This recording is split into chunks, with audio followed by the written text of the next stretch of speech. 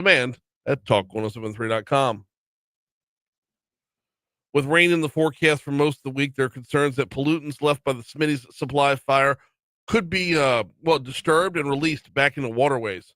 Though the EPA has contained more than 11 million gallons of discharge from Smitty's since August, locals are concerned about the potential for a second disaster from the numerous pollutants if it does continue to rain.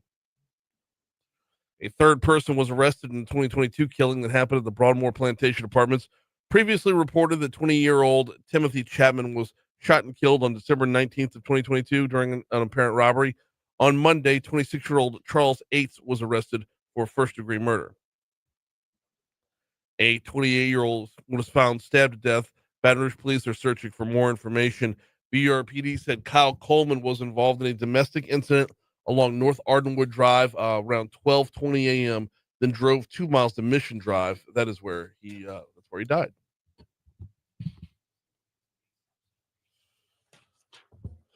What you got, Stevie?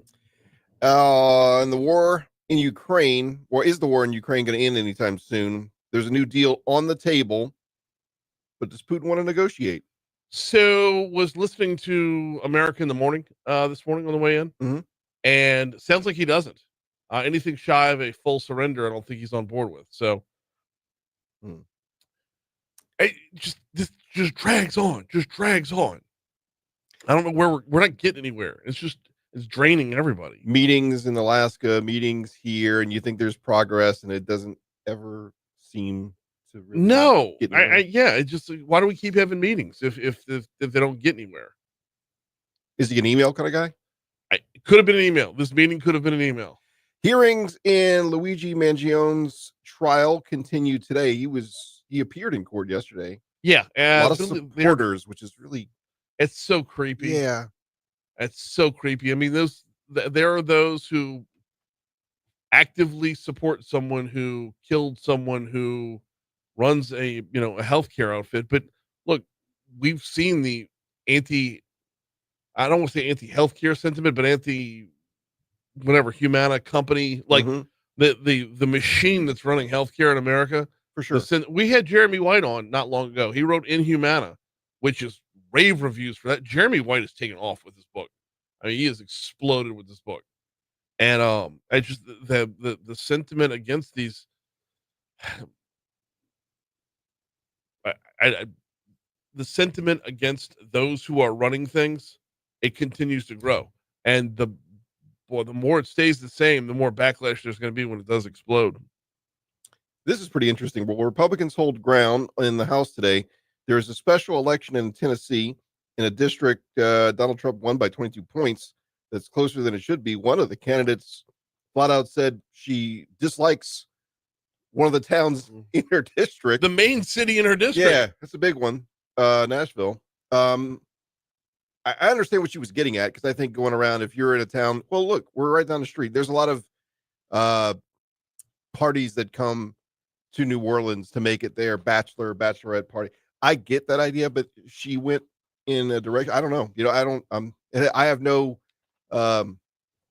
hands in the fight, but it's interesting when someone says they don't like the biggest town in your district. So you got Matt Van Epps on the right and Afton Ben on the left. Afton Ben. Don't know many Aftons. No, not a whole lot of Aftons out there. It's an Afton thought. Yes. She looks like a walking HOA, I swear.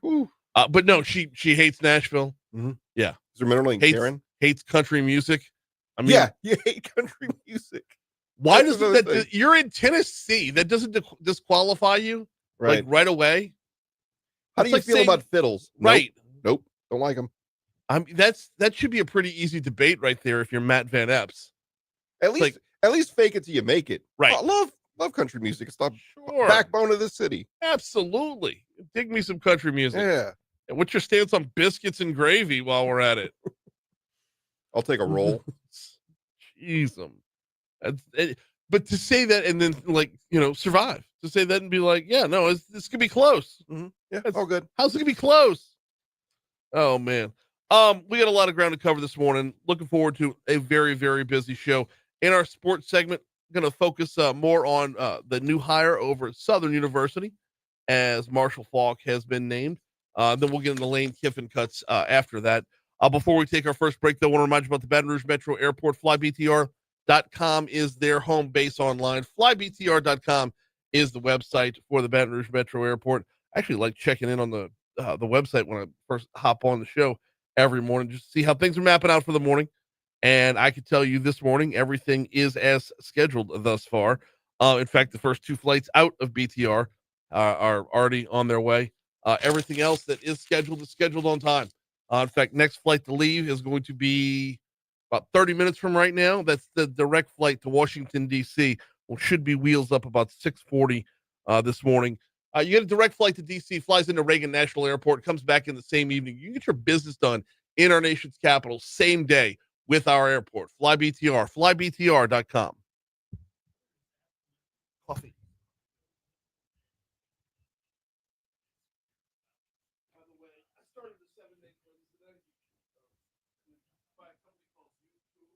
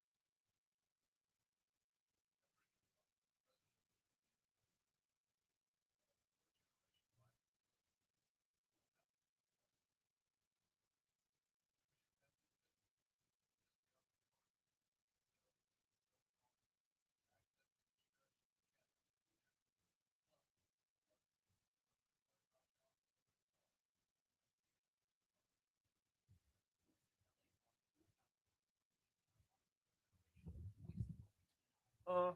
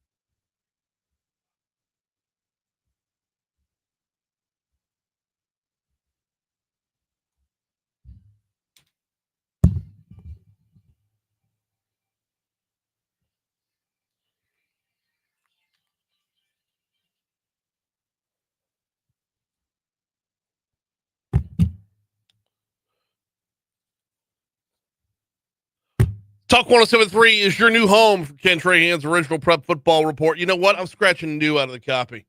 We're almost done with season 1 with Ken Trahan. Talk 1073 is your home for Ken Trahan's original prep football report. Get live in-game updates, a full statewide scoreboard, and check-ins with correspondents from every corner of the state.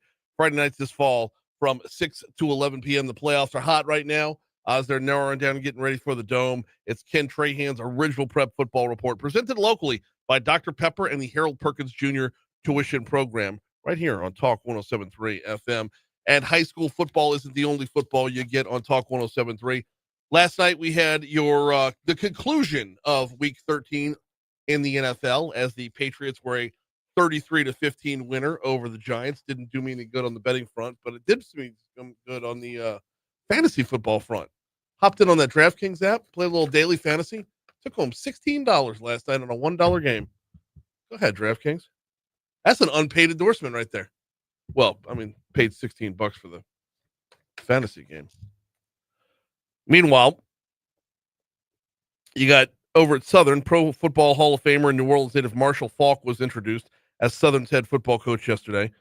Faulk says the Jaguars, they're going to be ready to give everything they got every week next year. Cut 4. We are going to deliver a team that plays with heart, that plays with passion, and that goes out there and represent this community the way that you want to be represented. I love it. I love his fire. Faulk also says it's important for him to not only be a great football coach for his players at Southern, but also to be a great coach for them in life as well. What we plan to do is make sure that they excel off the field as well as on the field, because a lot of times the on the field purpose, it happens, but then when they get off the field, it doesn't. We're going to make sure that they have the tools to succeed in life as well as in football. Which really ought to be the goal across the board, right? We get lost in that. That's what athletics used to be. That's what college athletics used to be. Now it's all NIL dollars, rev share. If you're not first, you're last mentality. Faulk says he's got a tall task. The Jaguars won just 2 games this past season. One of them was the Bayou Classic, though. He says this program needs a little financial help in order to be successful. Urged the Jaguar Nation to show up for the players when it matters the most. More than money, I need your time. I need you sitting there. I need you there with us. The kids need to see you. They need to feel your presence. I've played in a lot of environments. Trust me, it's better to play with your fans in the stands cheering for you. Absolutely it is. But this burst of energy, though, and once they have a new president in place as well, this burst of energy is going to be great for the Jaguars. It's going to be a great time in Baton Rouge. Great time in Baton Rouge. Like 2003 with the both national championships time. I really feel like that's where we're headed right now.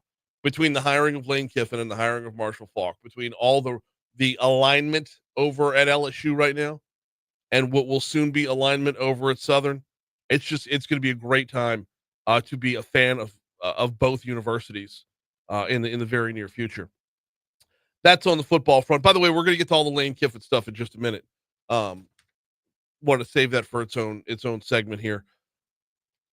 Before we hit our break, previewing where we're going for the remainder of the week when it comes to basketball, because it is, as football season winds down, basketball does crank up. LSU's men will be playing tomorrow in the SEC ACC Challenge. LSU will be at Boston College. Tigers are 7-0 on the year, and they look good, y'all. Took on DePaul over the weekend. Took on Drake and then DePaul. And you saw them against Drake, and against Drake, they looked like Kendrick Lamar. And then heading up against DePaul, which was supposed to be a much more physical team. I mean, they just took it to them. So Boston College comes in at 4-4 on the year. LSU is 7-0 on the season. It's real big time basketball now. So they're going at it tomorrow night on our sister station, Eagle 98.1. It's 6:20. Here's the Fox Business Report.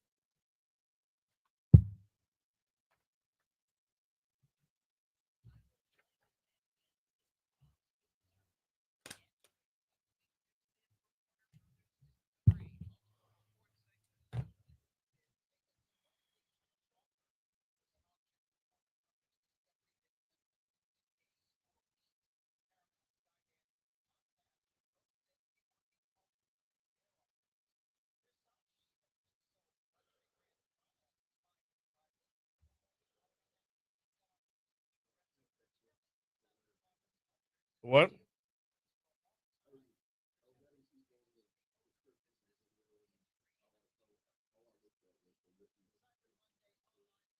Oh.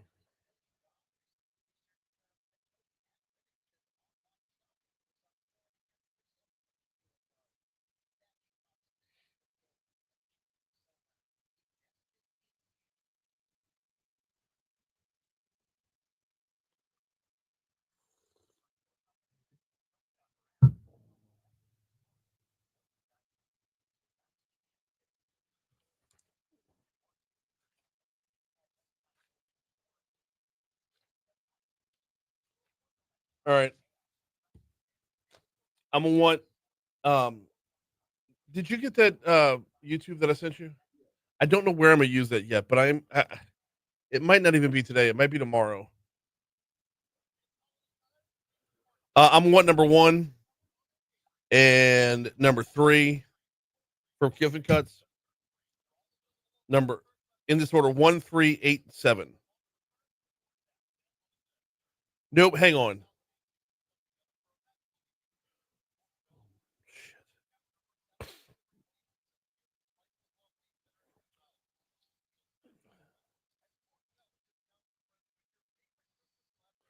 1, 3, 6, 8, 7.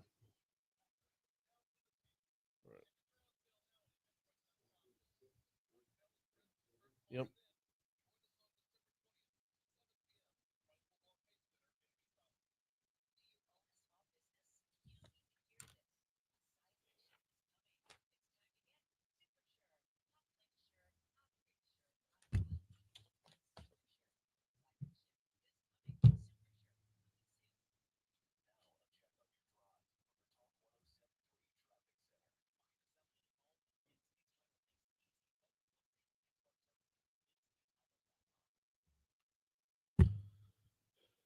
All right, let's get a look at that drive as we're starting off our Tuesday morning here on Talk 107.3 FM. Heading back to the traffic center.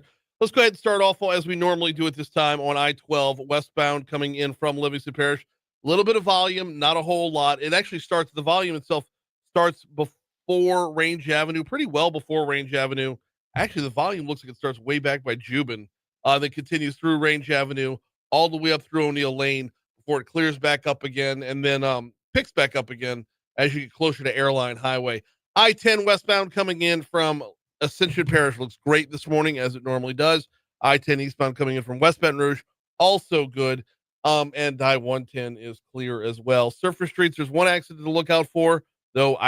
If you know where Pears and Carson is, that's if you don't know, don't worry about it. If you do know, be on the lookout. There is an accident being worked by the sheriff's office at this time. That's your look at traffic from the Talk 107.3 Traffic Center.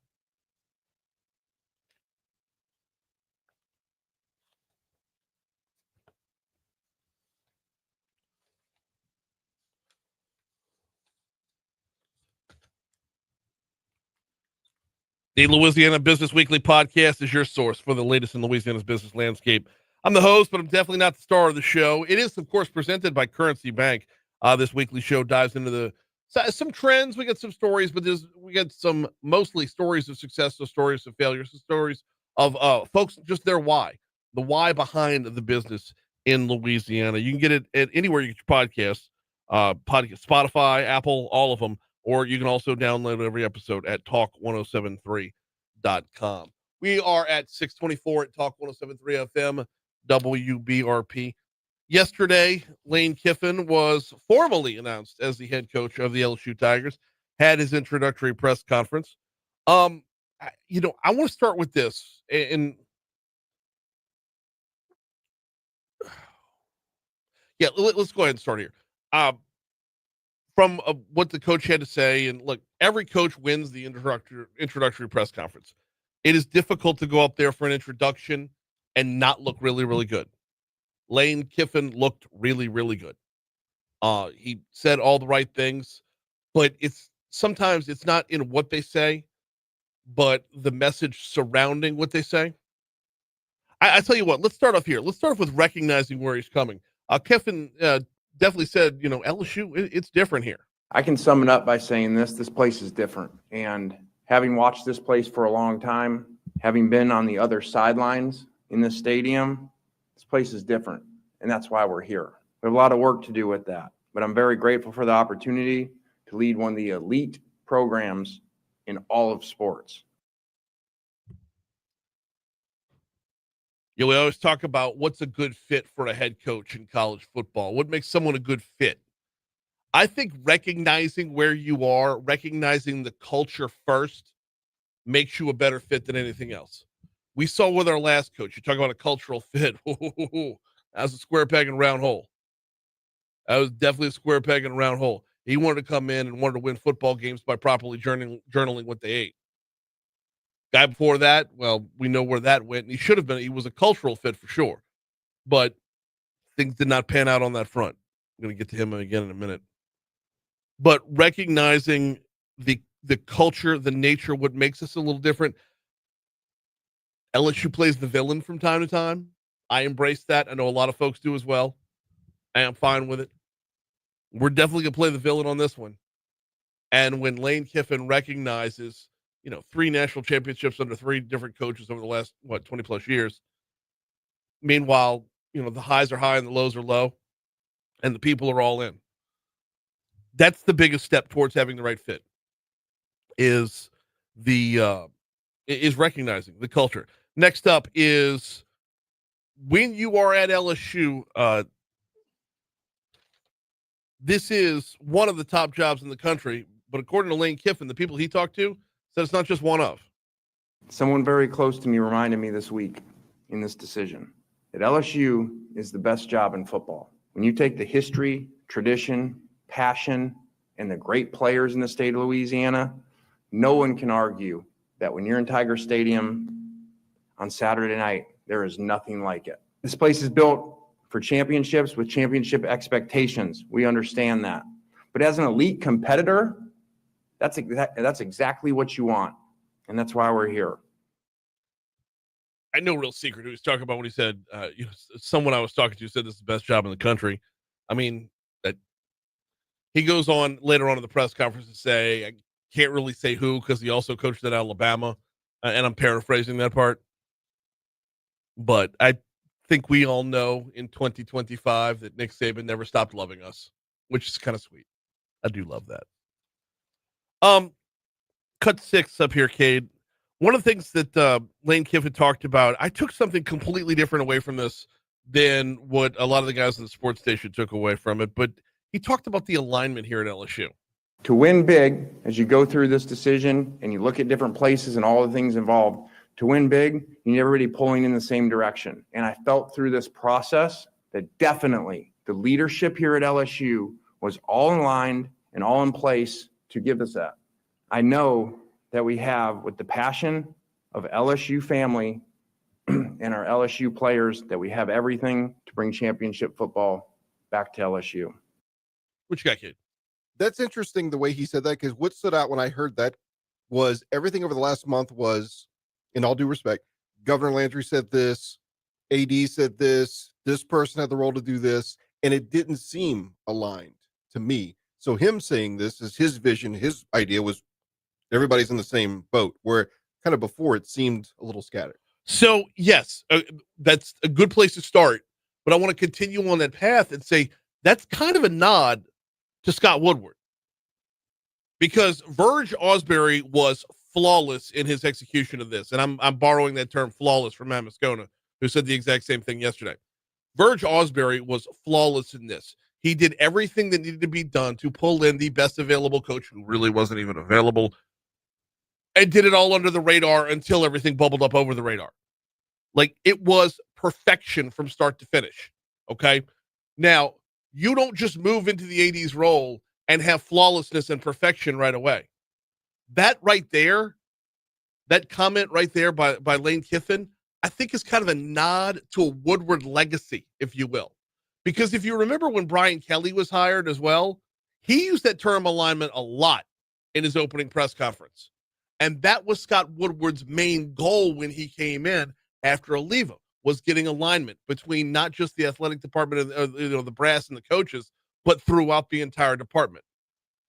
So hearing that word alignment pop up one more time, I think was kind of a tacit nod to the work that Woodward did as well. Here's news.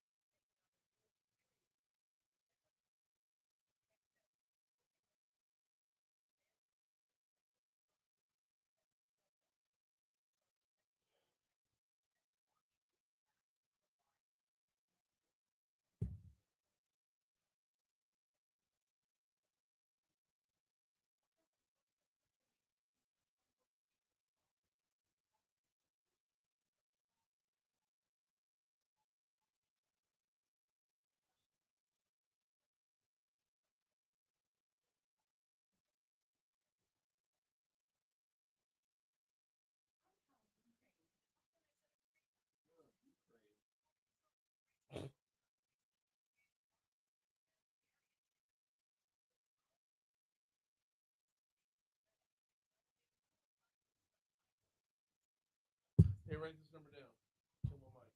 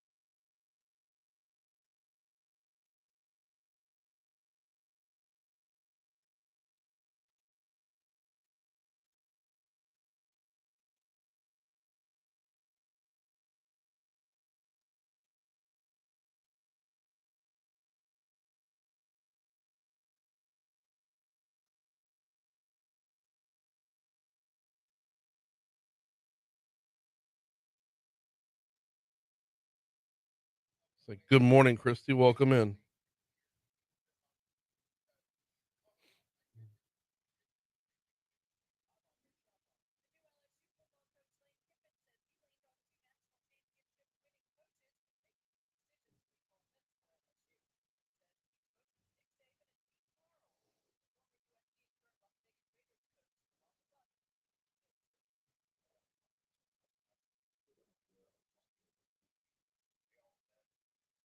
Mickey Loomis says, hold my beer.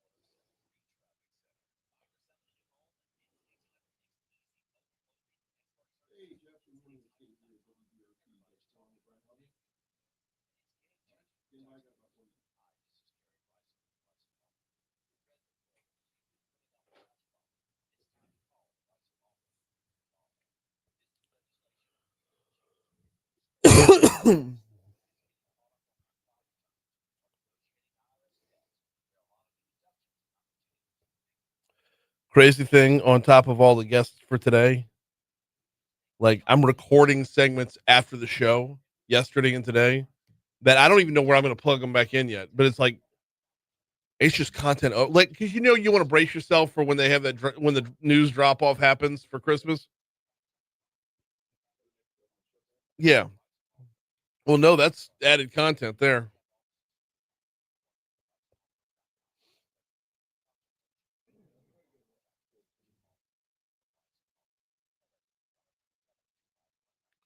We do what? Yeah. You don't have to. You don't have to put all of them up today. Ned doesn't have to go up.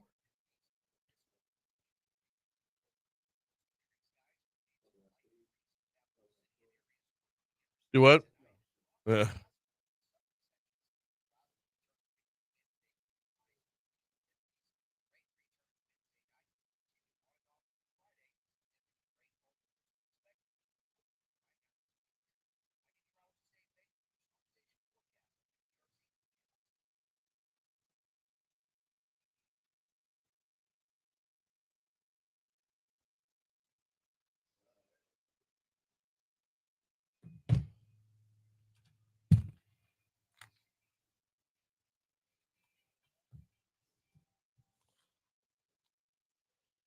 .636 Talk 107.3 FM, WBRP, mornings with Brian Haldane, rolling right along. Going to head down to New Orleans in just a quick second. Do need to remind you about the folks over at Vex European, VEX, VexEuropean.com is the website. You'll find them on Benefit Drive in real life. Vex European specializes in European vehicles, and it gets more specialized than that. If you drive a Mercedes, you get a Mercedes tech. If you drive a BMW, BMW tech. Jaguar, same thing. Land Rover, Audi, Porsche, McLaren. They do the exotic cars as well. It's pretty incredible. The service level is beyond compare. I was by there a week before last to get my belt, get a belt looked at. I had a squeaky belt. Got that taken care of, and hang out in the little waiting area right there. Had myself a little granola bar and a Coke Zero while knocking on a bunch of emails. I mean, it's a customer-based experience. And of course, you get that Vexpertise, VexEuropean.com. All right. As of yesterday, Swamp Sweep is supposedly underway. What's it looking like? Let's get a boots on the ground report here. Jeff Carrere, host of Ringside Politics on WGSO down in New Orleans, joins us now. How are you, man? Hey, good to be with you, Brian. Glad to have you on this morning, Jeff. What's it looking like with Operation Swamp Sweep? How much hype and how much reality is there? Well, I mean, I think it's gradually every day going to be boosting as the week progresses. So I think there'll be more today than yesterday, and then more Wednesday than today. So it is happening, and lots of celebrations in Jefferson Parish. Kenner Police Chief welcoming these additional support for what he's trying to do. In New Orleans, of course, a different story. The councilman at large elect Matthew Willard, saying it's chaos and confusion. Protesters are here. They're, on the ground gathering, support from their side of the aisle. And, it'll be interesting as this thing ramps up during the week, how much of a confrontation we'll see with the protesters, as we've seen big time in places like Charlotte and Chicago and other places. Are we able to, or are you able to gather from Charlotte, Chicago, other places like that where we've seen this before? Like, is it easier to learn what to expect, or is there just this X factor surrounding the whole thing that we just don't know? Yeah, I think there's a little bit of an X factor. We do know that, there are supposedly a fairly large number of people that are employed here illegally, and lots of people that can be rounded up. Now, we'll see. The police chief the other day said that she's not going to be helping, and she called it a civil matter. And, of course, she was lampooned and reminded that it's a criminal matter. And, of course, the attorney general had to weigh in and remind Granny Clampett, our police chief, that, it's a crime to impede what ICE officers are going to be doing. So, we're hoping we're going to have cooperation, but it looks like if the police chief is to be believed, they're not going to be involved at all. Did you say Granny Clampett? Right. I go back between calling her Golden Girl and Granny Clampett. Oh, my word. But okay, so you see how quickly that turned, though? It wasn't that long ago that she had a lot of public support. I mean, that Brian, happened fast. And I've been on this show with you questioning her ever since. No, the you terror have. attack. There has been a metamorphosis. 11 months ago. She didn't even protect Bourbon Street. There was not any kind of block on the sidewalk on Bourbon Street where that terrorist entered and was able to kill 14 people. And, she wanted to point a lot of fingers. And, we had the distraction of the FBI agent coming down here and saying it wasn't terrorism. But, it was, I think, incredible incompetence. I think she should have been fired right then, Brian. Really? That's it, because you never want to, you kind of have to Monday morning quarterback something like that. We're going to talk about that terror attack in a little bit with the event that started last night and continues. Right. But I don't want to get too far away from the ICE stuff real quick. But Monday morning quarterbacking is always hard on something like that. But this is one of those instances where when you look back and said, how could it have been prevented? Like there were a number of different ways that any number of things could have put a closer stop to this. It's Bourbon Street, for crying out loud. I mean, it's never going to be, well, I shouldn't say it's never going to be 100% pedestrian, but they've got bollards once you get into the thick of it. And they just had like a Ford Explorer that was poorly parked on Canal. That was a bad job. Right. Incredibly bad. And it led to people dying. Yeah. The bollards weren't working. The sidewalk wasn't blocked. And obviously this occurred, and there should have been some responsibility for what happened, but of course we're talking about New Orleans, and Right. there wasn't. And you had people sort of rallying around her and saying that she's been doing a great job, and now the new mayor, Helena Moreno, has vowed to keep her. And the other thing about it is that I'm not blaming it all on her, but I mean, she's the police chief. I mean, she's not increased the police force at all. I mean, there's been no additional recruitment really for the NOPD. There's been nothing to stop the incredible shortage we have of police officers. Well, how hamstrung is she on that? Well, let me take up for her a second, though. How hamstrung is she on that front? Because I know, if our police chief, well, we just graduated 10 from the most recent academy, but like there are budgetary concerns there as well. Can she increase their numbers right now? I know that they've been, at least for a while, until we, had a $1 million budget deficit. They were giving her a green light for more recruits, Okay. and for recruiting more officers. But I mean, basically, she's brought in what they've lost. So I mean, they've been able to keep about a 900 officer force. And back in the day, they used to say New Orleans needed 1,600 officers. Now, with the population that is decreased, you might say, all right, 1,400, but we're still 500 officers short of where really we should be. Now, we'll see what happens. It's going to be very, very difficult because there's not going to be the money there for new recruiting classes, for overtime. She's vowing to pay her officers overtime. We got a $200 million budget deficit. We got constraints. So that's going to be a challenge. The population being what it is, New Orleans didn't shrink in size, though. It's still got, I mean, yes, you lose a little population density, but you still have to cover the same area. Right. And that's the challenge. You still have the same number of districts. You still have the same footprint. Right. Yeah. And, you had people in all corners of New Orleans. You just don't have as many of them.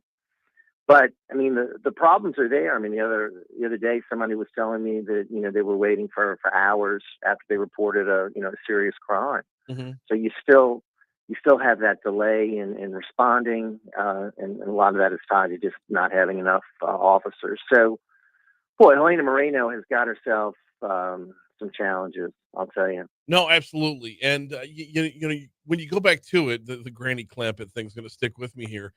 What does that do for recruiting, though? How does that speak to, someone that's either fresh out of high school, fresh out of college, someone that is, you got a serious generational gap there, to be sure.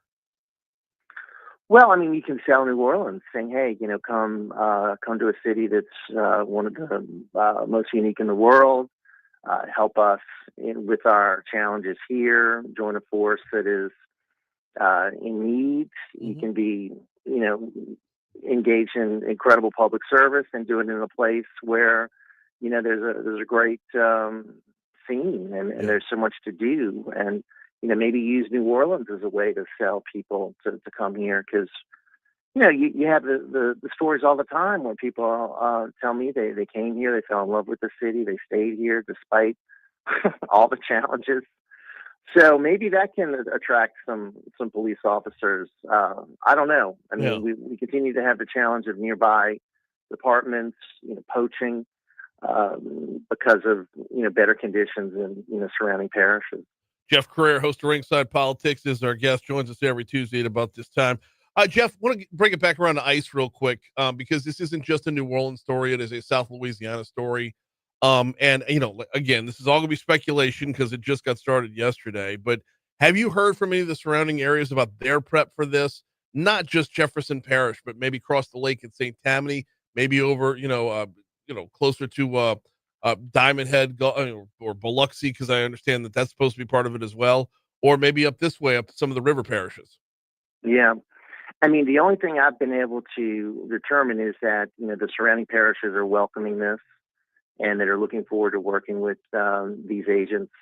There hasn't been any kind of real opposition to it like you've seen in New Orleans anywhere else. Mm-hmm.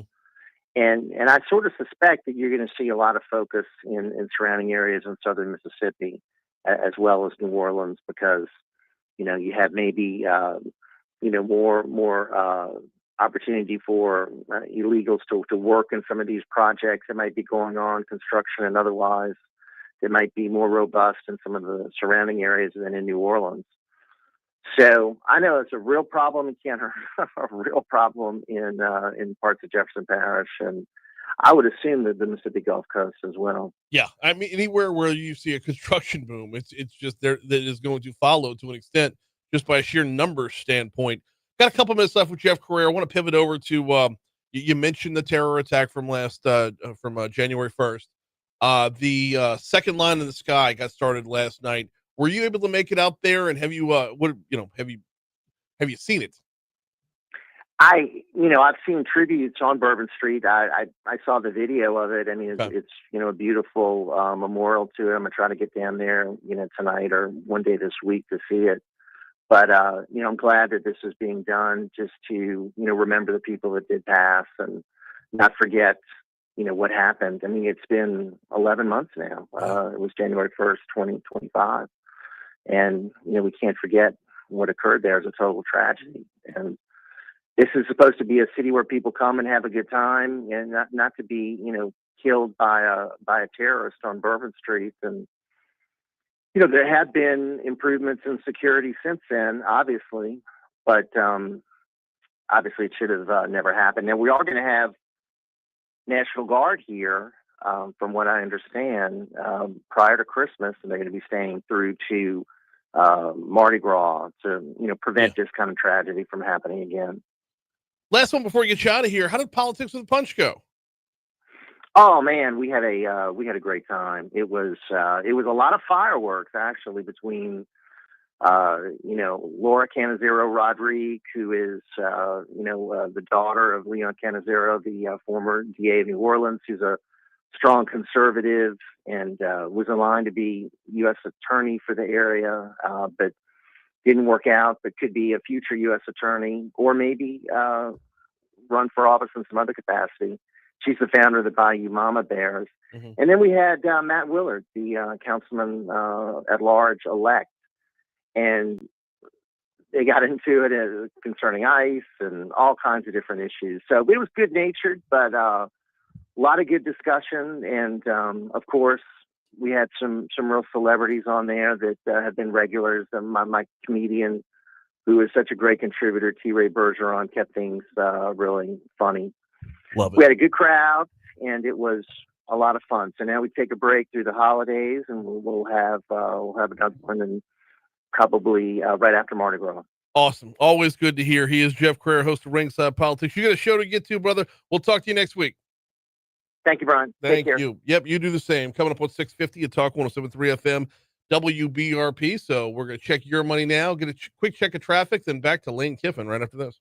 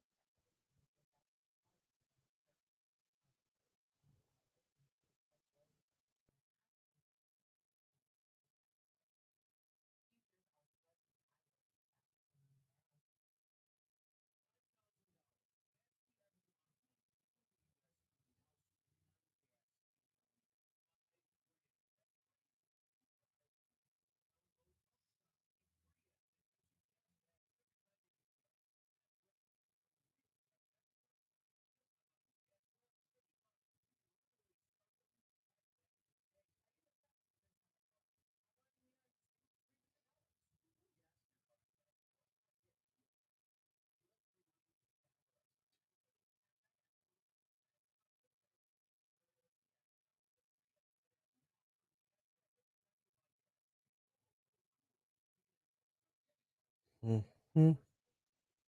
Mhm. Mhm.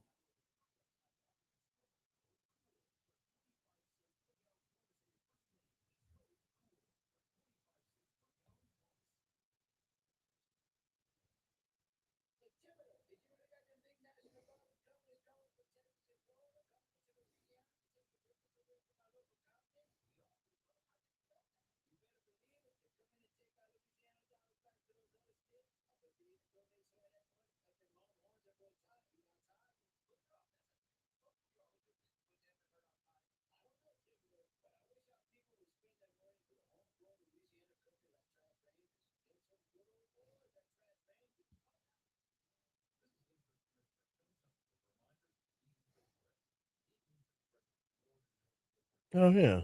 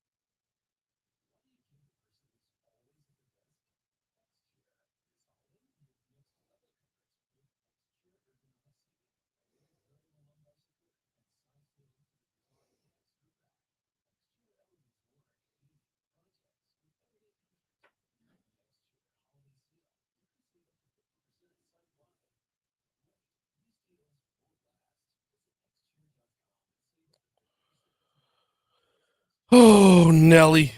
Let's see what we got. A slow morning in the chat. I think alignment is code for dollars.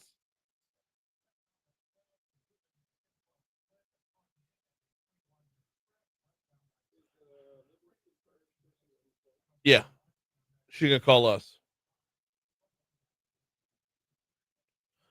Kevin says I was just thinking about the Nola attack the other day. Funny how nothing really came out about the suspect. I thought everything came out about the suspect at the time, and it was like, yeah, yeah, it was kind of an all at once sort of thing, and then 48 hours later, it was so cut and dry that everybody moved on.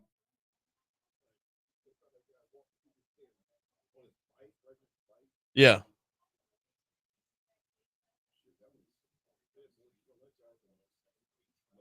Yes, they did.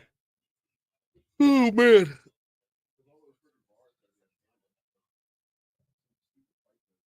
Yep. Back to the Kiffin cuts.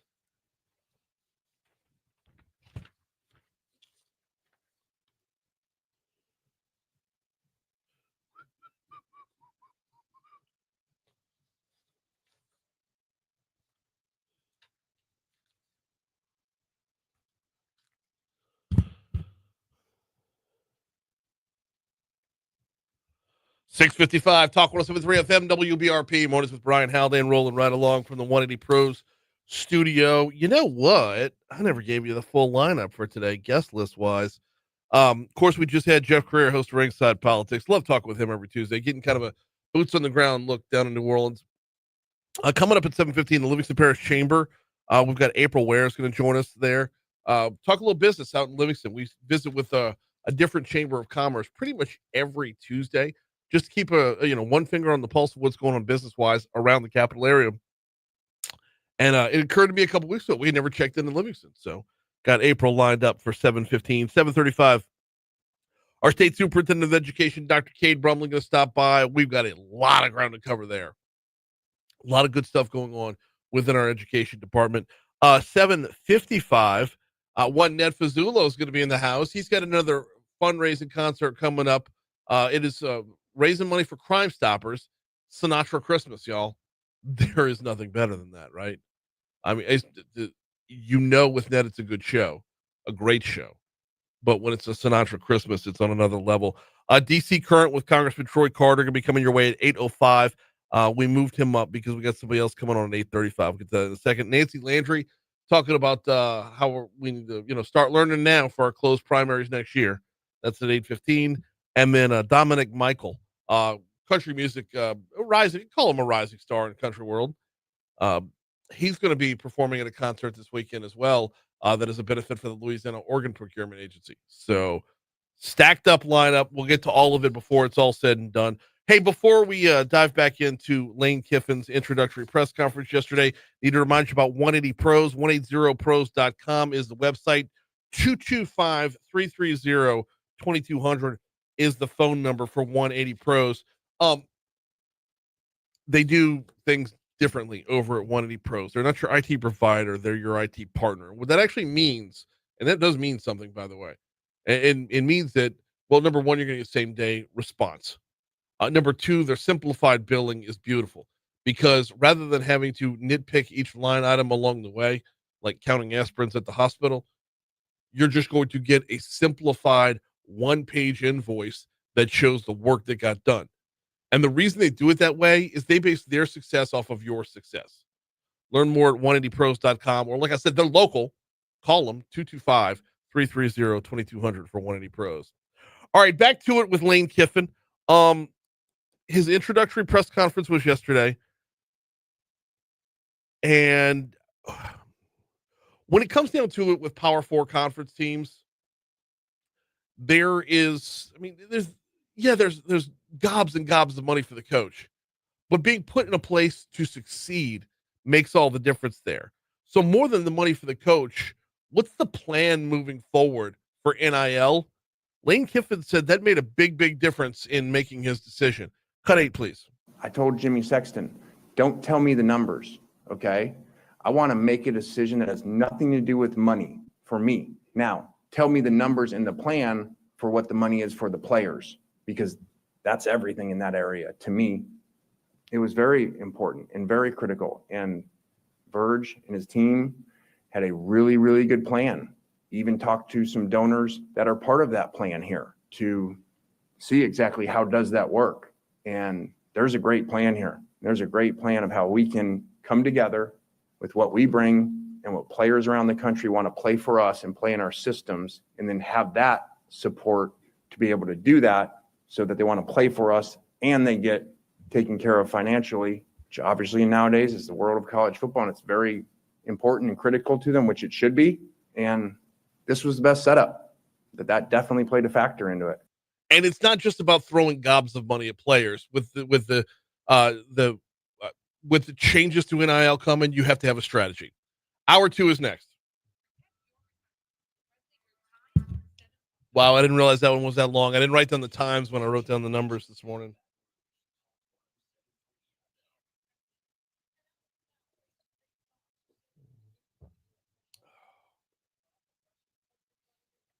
Morning, Kimberly.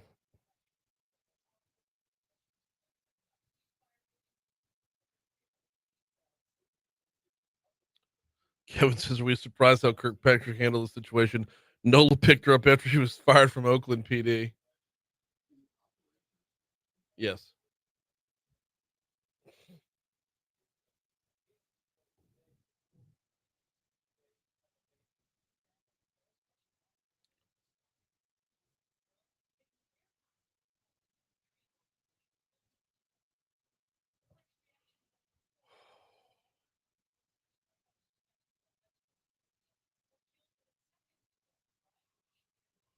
Ooh, yeah.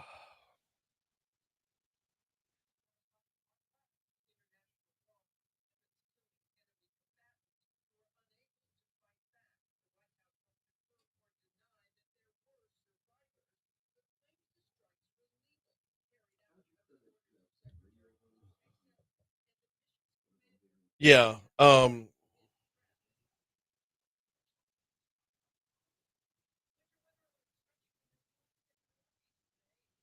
This host of Ringside Politics.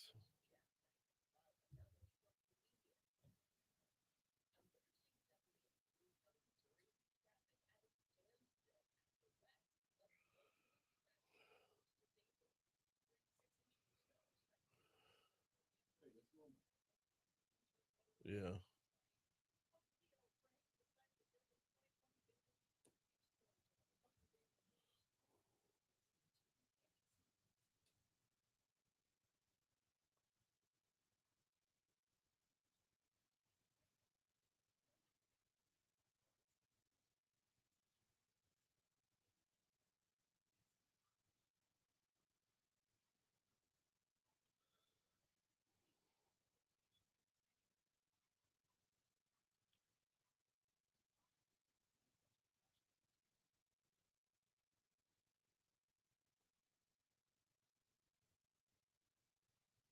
Yeah, all right.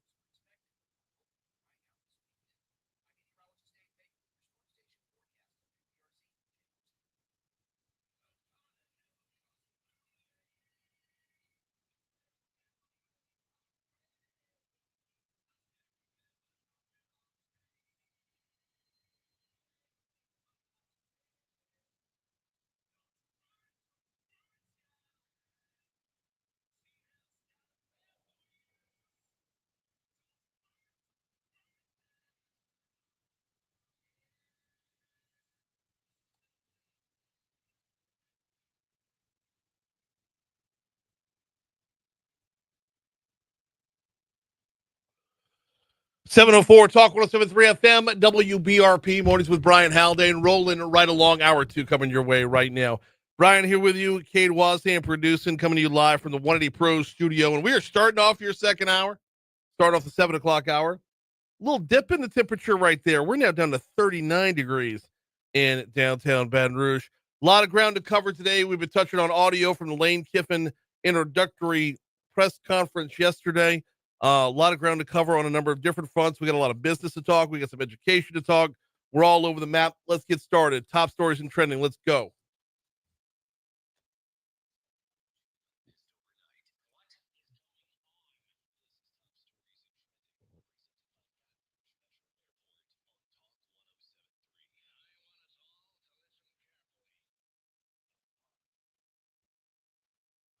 Well, we were just down in New Orleans with Jeff Carrere. He made mention of this, but it's going to be a pretty big story here. Governor Jeff Landry says he wants National Guard troops that are expected to be deployed. He wants them in place within the next 2 weeks. Landry said yesterday he spoke with President Trump about bringing guardsmen into New Orleans to provide security in the French Quarter ahead of the holidays. The troops are expected to remain through the Sugar Bowl and on into all the way through Mardi Gras. Landry saying that this operation will be different than the recent deployment of law enforcement for the weekend of Bayou Classic. Yesterday, people honored the victims of the January 1st attack on New Orleans with the Second Line in the Sky, a memorial and light display. It spans from the 100 block of Bourbon to the 300 block, featuring lights and prayer flags honoring the 14 people killed in the attack. We talked about this yesterday with Walt Leger from New Orleans and Company. That conversation's available on demand at talk1073.com. With rain in the forecast for most of the week, there are concerns that pollutants left by the Smitty supply fire could be disturbed and released back into the waterways. Now, the EPA has contained more than 11 million gallons of discharge from Smitty since August, but locals are concerned about the potential for a second disaster from numerous pollutants if it does rain.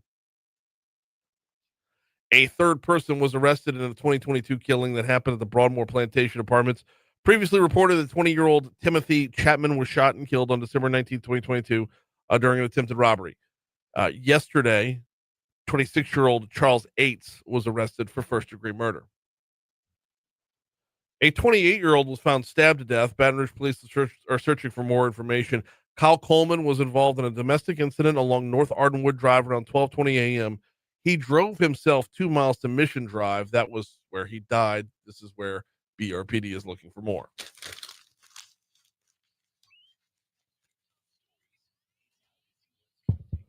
What's trending, Cade? The war in Ukraine, Brian. I don't know if you know about this. Heard of it? Yeah, it's been going on. Is it going to end anytime soon? No. There's a deal on the table, but Putin, I mean, I don't know. Will he negotiate? He doesn't seem to want to, according to both the Fox News rundown, which airs at 4:00 in the morning here, and the American in the morning, which comes on at 5. That was kind of the lead. Well, it was the second story on Fox. It was the lead story with American in the morning. And in both instances, it's kind of like they're anything short of a surrender by Ukraine of, land and all of it. Then there's not a whole lot of appetite to talk. Hearings in Luigi Mangione's trial will continue today with odd support for the young man. Cannot wrap my mind around the support here. It's so weird. I guess we should still say allegedly, right? Because he's not convicted, but he allegedly murdered someone just in cold blood. Yeah. Walked right up on him and pow. Then went to the McDonald's. Yeah. So hearings going on. I believe they heard from 5 different witnesses yesterday. They'll be back at it today. Yep. And yeah, I don't get actively supporting a murder. I understand that the healthcare system in America is so far away from perfect and so appearing to be hell-bent on greed and profit. And I get all of that, but murder's not the answer. It feels weird to have to say out loud, murder is not the answer. Yeah. Yeah. Well, Republicans hold ground in the House today. There's a special election in Tennessee in a district Donald Trump won by a considerable margin, 22 points. That's closer than it should be. One of the candidates doesn't like a major city in that district, that being Nashville. So we'll see. I mean, I don't know how you be the congressperson from Nashville and hate Nashville. That doesn't make sense to me. There was a recent election where someone had text talking about killing opponents' family members and still got elected. So I don't know. Also true. I don't know how, people weigh their decisions. No, I mean, me neither. But I mean, something should be pretty cut and dry. Yeah. Pretty cut and dry. If you're in Nashville, you should like country music. And you got to support bringing a lot of money into the city, right? Well, yeah. I mean, Nashville is what do they call it again? Music City. And you don't like the music? I'm not a big fan of today's country music, maybe. Mm-hmm. But if that's what I want to do as far as represent, I know that's a big revenue. Yeah. So you gotta throw your cowboy hat, so to speak, in the ring a little bit. One would hope. I don't know if former Mayor Kip Holden was a fan of country music, but he sure put on a hat when the country right. came You know down. what? Yes. Right? If it's good for your backyard, support it. And this is one where country music, to say has been good for Nashville, would be one of the biggest understatements ever, for sure. And no, not a supporter of it. But I'm wondering if you're going to be the congressperson from Nashville, what should be the litmus test there? Like, walk in and you go into the local ABC affiliate studio for the big debate. What should be the litmus test there? Is it new country versus old country? Is it how quickly can you recite your Cracker Barrel order? Oh, yeah, old Cracker Barrel or new Cracker Barrel? Yo, definitely old Cracker Barrel, huh? Gotta be. Or Mr. Mark from Cracker Barrel if you're on TikTok. Nobody knows that. Mr. Mark? Yeah, no. I'll bring you up to speed on the break. Good. It's a bit that we did a long time ago. Well, not too long ago. There's this guy on TikTok, and he's either like a franchisee or an overzealous employee or whatever. If you're on TikTok, just look up Mark from Cracker Barrel. And he's like a preacher, like a Midwestern preacher, but talking Back about off the crack. champion? No. His zeal for the Cracker Barrel menu and the power of Cracker Barrel. If you're having a bad day, come on in. Come on in. Cracker Barrel's here for you. Take rest from your weary day with biscuits and gravy and a chicken fried steak. And he's so into it. Like, you want to make fun of him, but you don't, because he's all in. Like, oh my God, I want to support what he supports because he's that's the vibe there. A lot of passion. That needs to be the newer Cracker Barrel. How did we get on Cracker Barrel? Oh yeah. If you're running for Congress in Nashville, that's how. Before we take our first break, and we'll come back and talk with the Livingston Parish Chamber right after this. Remind you about the folks over at Mathern's. As long as we're talking food, let's talk about Mathern's. If you are in charge of the food for your company Christmas party, holiday party, whatever, hit up Mathern's.com. They have more than 50 different catering trays. If you want to keep it simple, hop on, order, a sandwich tray and a veggie tray. Boom, boom, boom, you're done, right? Hop on, order a cookie tray. You got the dessert knocked out. Boom, boom, boom, you're done. If you want the boudin balls, the fried fish, the chicken fingers, whatever, they got you covered. But here's where it gets fun, though. If you don't see what you're looking for, hit them up. They can make the catering tray to your specificity. They've got you covered all throughout the holiday season. Look, you'll find them downtown on 3rd Street. You need the catering, hit up the LSU location on Nicholson, right across the street from Tiger Stadium. Or, even better than that, the newest location on Highland Road, just west of Kenilworth, all Christmas season long, all holiday season long. It's Mathern's. Oh.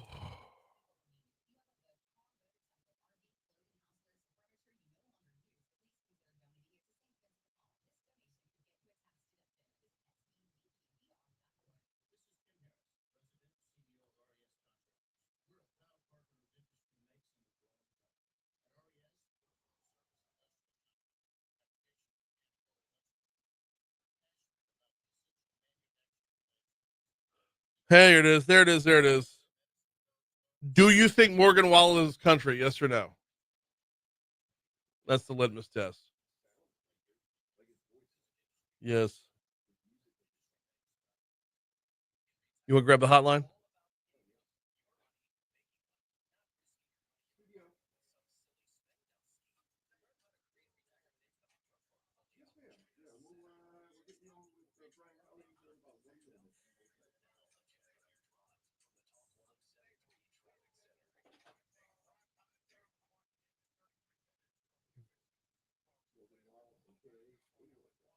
Yep.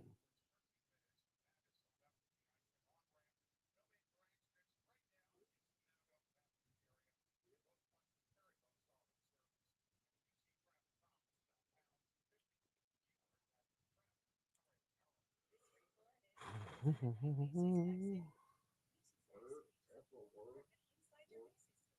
think it's Wehrs.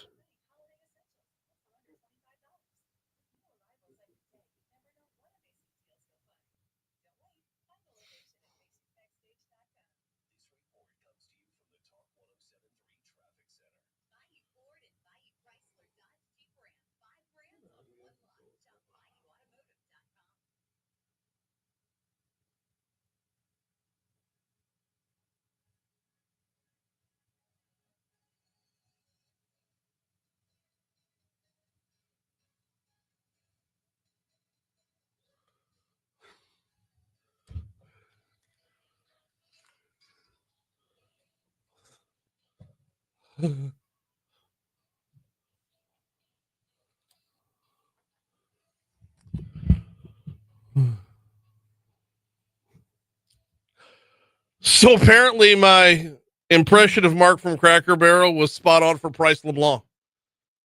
I'll take it. Solid compliment right there. It is 7:15 to talk. We're rolling over 7:16 to talk 107.3 FM WBRP. We love talking business on the show, and we love checking in with the different chambers of commerce from around the area. And it was brought to my attention a couple weeks ago that we'd never checked in Livingston Parish. So we're going to remedy that right now. April Wehrs is on with us with the Livingston Parish Chamber. Good morning, April. How are you? Hey, good morning, Brian. Thanks for having me. Of course. Appreciate No, it. glad to have you on here. And I apologize that it's taken so long to get it done. No, look, I apologize for interrupting, but look, I saw you on there, and I said, I'm gonna be friends with this guy. Let's get on this show and talk about all the good things happening in Livingston Parish. Well, then let's go. Let's talk about the good things happening in Livingston Parish. Start me off. Okay. Start me off in Walker with a couple of things that y'all have knocked out already. Tell me about the disc golf park. Well, look, and you said talk about business. And there was a couple of things I should have sent over to you too. A couple of weeks ago, we had at the chamber event, we had Mayor Landry from Denham Springs announce a new hotel and conference center at our chamber event. So we were excited about that. I don't know if you've been seeing those things. We have very few, if any, venues in Livingston Parish that'll hold 1,000 capacity. And if you're like me and our program, we plan a lot of events. And so to have something that can have that type of capacity is a good, exciting development. So that'll be off of 4-H Club Road and Pete's Highway. Let's circle back to that one in a little bit. It's because I'm going to have a couple questions on that front. I don't know how many you can answer at this point, but we'll get back to it. Let's do it. Yeah. Let's do it. So, okay, disc golf. What is the connection between the Chamber of Commerce and Frisbee golf? I know what's going on with that. So, our Leadership Livingston program has a community component to it, a community project component. So, it's a community leadership program. A lot of chambers and other organizations around the country, and in our case, most of the community leadership programs in our area are run by the local chambers of commerce, including ours. So we developed that back in 2012. We introduced the program. We were just excited to bring that on board. So there's a community component to it. And we've done some really cool projects. We built a helipad in Killian. We built a Challenger Special Need Park. But one of the latest things that we've done is of the Walker Disc Golf Course was one of our leadership projects in coordination with the city of Walker. So that is located right behind the City Hall building, and it's a beautiful 18-acre course. So that's the business community getting engaged with community initiatives is what it boils down to. All right. I always like seeing it because you show me something like that and it kind of catches me by surprise. And like normally Chamber of Commerce is normally either recruiting business or taking care of businesses there. And to see the disc golf, it's like, that's a little bit outside of the box thinking right there. It definitely is. And look, I worked well with the leaders at the time in the Ascension Chamber, and that's one of the things that they do as well. They have a community component and projects that come out of it in that way as well. So there's been over 35 projects throughout Livingston Parish that have happened because of the business community backing community initiatives that really did need to happen. It's been some really good stuff. In fact, currently we're working, so Denham Springs, the Springs area of it, the city is currently doing some revitalization there. And one of our projects is going to be that group, one of the project groups is going to help to bring a walking trail to it and some picnic tables and that kind of thing into the area to make it even more enticing when you're traveling and checking out the Springs. Wait. So that's one end of it. Okay. Yep. All right. Do we have an ETA on that project? I mean, what is that looking like as far as completion? So as far as the one for the city of Denham, they're doing a lot of the work themselves, and the pavilion is in, and they're working with their engineers to get the final drawings and those kind of things. Okay. And then where our people come in is to help bring some funding to some of the other areas of it, and that all filters through our Livingston Chamber Foundation. So, just for those that aren't familiar, this is not like, not on nowhere near 16. This is closer to the river, right? Yes. Yeah. Yes. It's closer to into the city of Denham, downtown. Yeah. Very good stuff. We're talking with April Wehrs from the Livingston Parish Chamber of Commerce. Let's talk Love LP, Shop LP a little bit. I mean, this is the holiday season. I feel like we're already bearing the lead by not starting with it.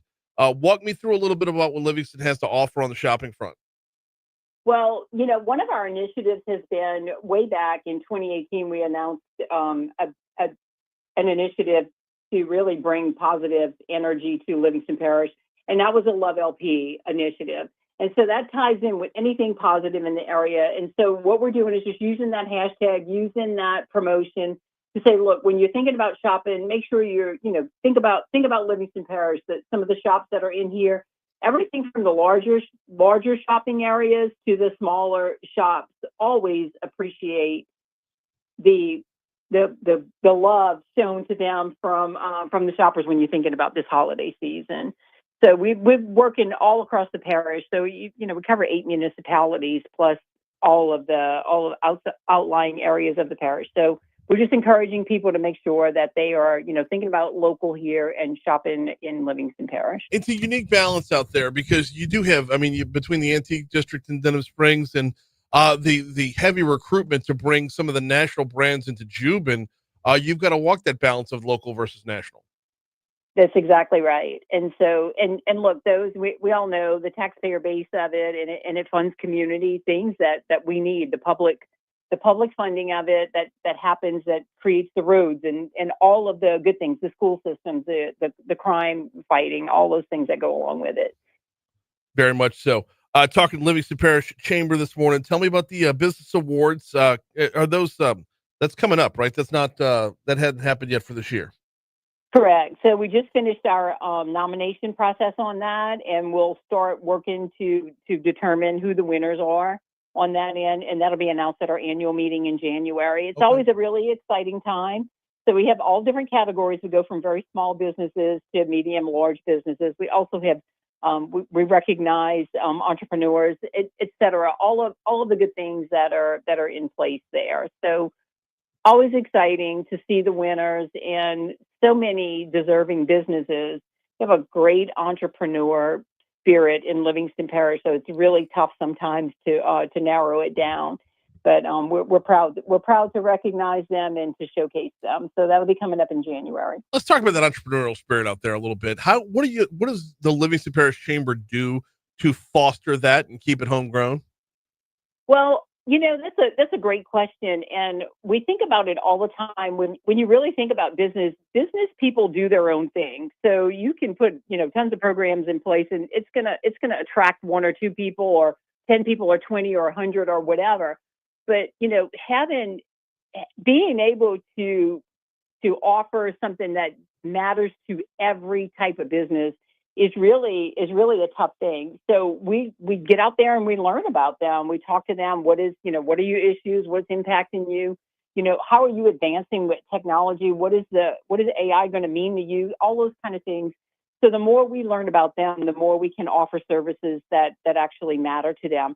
By the way, we're not a recruitment type agency. Most local chambers of commerce aren't. They have an economic development piece on that. Mm-hmm. And then the commercial development really does come from the rooftops, that kind of thing, and people that are working, businesses that are working with the local municipalities or parish government to bring commercial development into their area. But the smaller ones, like we really do focus on those heavily as well. So it's a lot of good stuff happening. But you talk about big stuff. We did this year, we announced, Our Lady of the Lake announced that, they were going to have overnight beds at the Walker location. So the expansion potential and possibilities there are huge. So, when you go from working with a micro business that's a one person shop running the show to a larger, huge organization like Our Lady of the Lake. So we're able to bring them all together. It's pretty exciting, to be honest. No, it is, because you see nothing but growth, and then the challenges become managing that growth and managing it, making sure it's all smart growth. Yes, there's when we facilitate the leadership program, I talk to the class about what does smart growth mean to you. So it's very interesting to hear the different perspectives on it. So yes, smart growth is always good. You want to be ready for it, but we definitely like to see smart growth and preparedness for the growth that's coming. But look, sometimes things come our way and, we just roll with them. Talk with April Wehrs from the Livingston Parish Chamber of Commerce, who, by the way, you're getting like shout outs left and right in my text feed this morning. I'll bring you up to speed as soon as this segment's over with. Let's bring it back around to the hotel and conference center here. You said 4-H Club Road and where? And Pete's Highway. So that Cook Road extension will take you out to the location of the center. We have a great video. It's on our YouTube channel as well as on our Facebook, as well as on our Facebook. I've got a text coming in too. You're distracting me, Lori. Just kidding. So there, that'll be coming in. I think it's about a 20-acre site, and that's something that the mayor's been, kind of working through and finally made the announcement on it. So they're going through the the financing end of it, the TIF on it. So we'll see where it goes from there. But it looks good. Looks really good. Just landmark wise, what's around there? It's right. You'll like Juban Crossing. If you keep on going through from Cook Road end of it, you'll run into it. Oh wow! So it all ties in. So 4-H Club. So when you get off the interstate at Range and you take that first right by the light, that's 4-H Club Road that takes you all into the area. Yeah. Okay. That's so wow. I mean that's one of the busiest areas of Denham already. Correct. Yes. Yes. So, and I'm sure they're looking at all of that. They've looked at the numbers on it. Our hotel end of it, to have an eat-in, sit down hotel, like we don't have any of that in Livingston Parish. And so, that's one of the things that we've been talking about for years, as particularly as a venue, a place that looks for it and utilizes venues. So, and then, the opportunity to attract outside of our area as well. Like, we host we could never really put our name in the hat for even our chamber state conference, that kind of thing. So it'll be something that all of these associations will be looking for to bring, potentially bring the conferences into Livingston Parish and the Denham area. Very, very cool stuff. All right. So look, not done with the conversation, but we are out of time for the segment. But I'm already looking forward to the next one because we got a number of things that we've got to check off as we move forward, talking business out in Livingston Parish. She's April Wehrs with the Livingston Parish Chamber of Commerce. Appreciate your time this morning. We'll talk to you soon. Absolutely. Thank you, Brian. Thank you. We're at 729 at Talk 107.3 FM, WBRP. Before we take our next break, I want to remind you about the folks over at Neurojust. Neurojust.com is the website, Neurojust, neurojust.com. If you or someone you know or love is battling with anxiety and depression and has thus far been treatment resistant, what does that mean? It means the sit down, talk it out therapy is not showing results. It means that the antidepressants, the prescription drugs, either you hate the way they make you feel or you're seeing diminishing returns on them. Give Neurojust a look here. Let them give you their pitch. Okay. TMS is what they specialize in. That stands for transcranial magnetic stimulation. This is 30 years worth of research behind this particular type of therapy. We're talking about an 85% response rate. We're talking about an FDA approved non-invasive treatment therapy that has zero side effects. If you want to learn more, visit neurojust.com. Hit up the free consultation right there on the homepage. What they've been doing over at Neurojust is it's a therapy that's sweeping the nation, quite honestly. And we're lucky to have it here in Baton Rouge. They're located right on Bluebonnet Boulevard, but I would start with the website to set up the free consultation at neurojust.com. All right, we've got a quick break coming your way right now. News, traffic, weather. After that, we take you inside the classroom. Dr. Cade Brumley's next.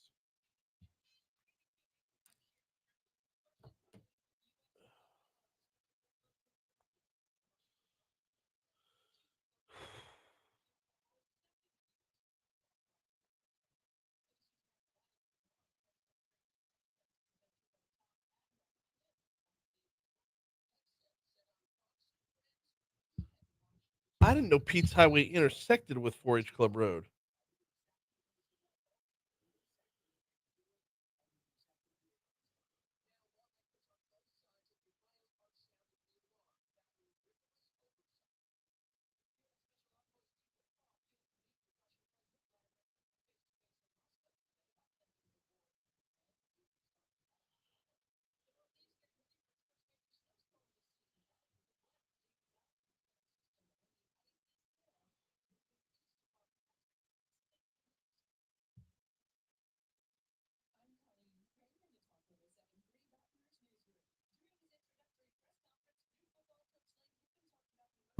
Okay, I'm not crazy.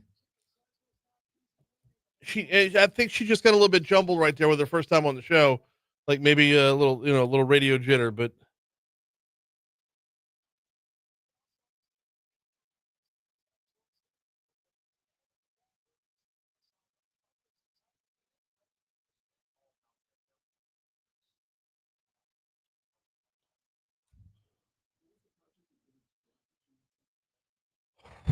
I don't know, something around the spring, some kind of park or something.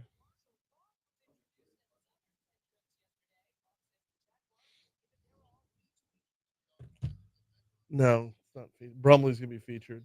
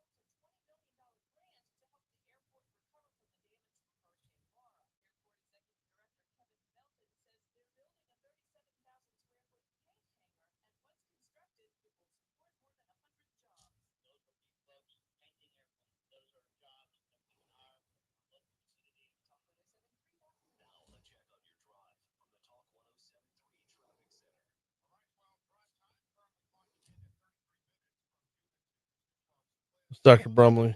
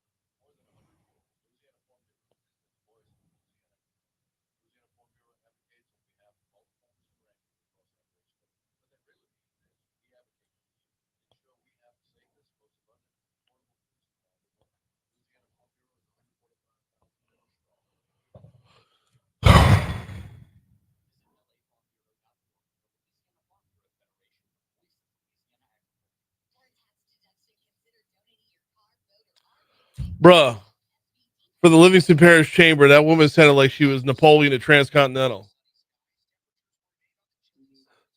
April, she sound more metry than me.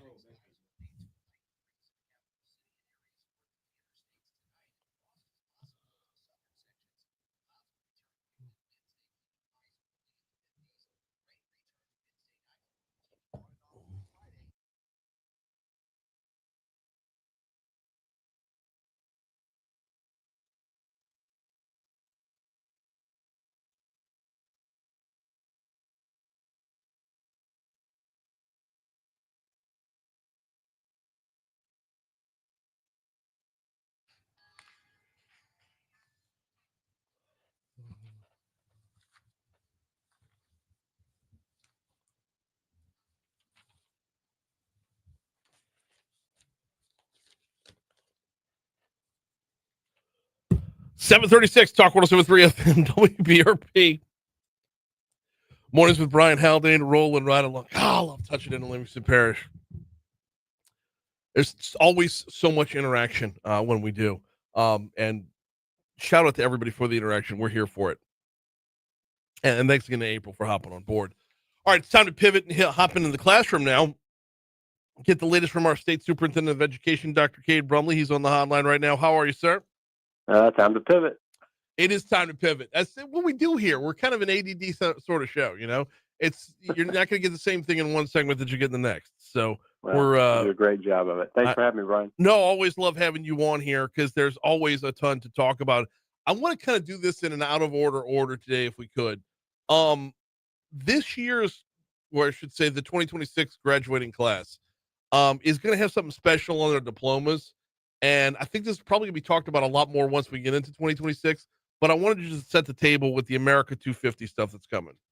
Yeah, sounds good. Look, it's really part of a broader picture relative to the work we've been doing around history and civics education in Louisiana. You know, 3 years ago, we launched what we call our Freedom Framework, which is the new set of expectations for kids K-12 of what they're supposed to know and be able to do in history and civics classes. Prior to that, we had a report that standards in Louisiana were very weak for history and civics. We knew that basically less than 0.25% of kids in Louisiana were proficient in history and civics, and so we wanted to change that. We began making pretty aggressive shifts there, and this is just part of it. So, for example, on the high school end, moving forward, students have to take a civics exam in order to graduate high school. And one of the themes that we introduced for this upcoming class is that students who are proficient on that civics exam will receive a freedom seal, like an embossed seal on their diploma, and then they're eligible to walk with a red, white, and blue honor cord. So if you see a kid at graduation, I shouldn't call them a kid at this point. If you see a graduate in May in regalia and they have a red, white, and blue honor cord, just know that signifies that they are proficient in civics education.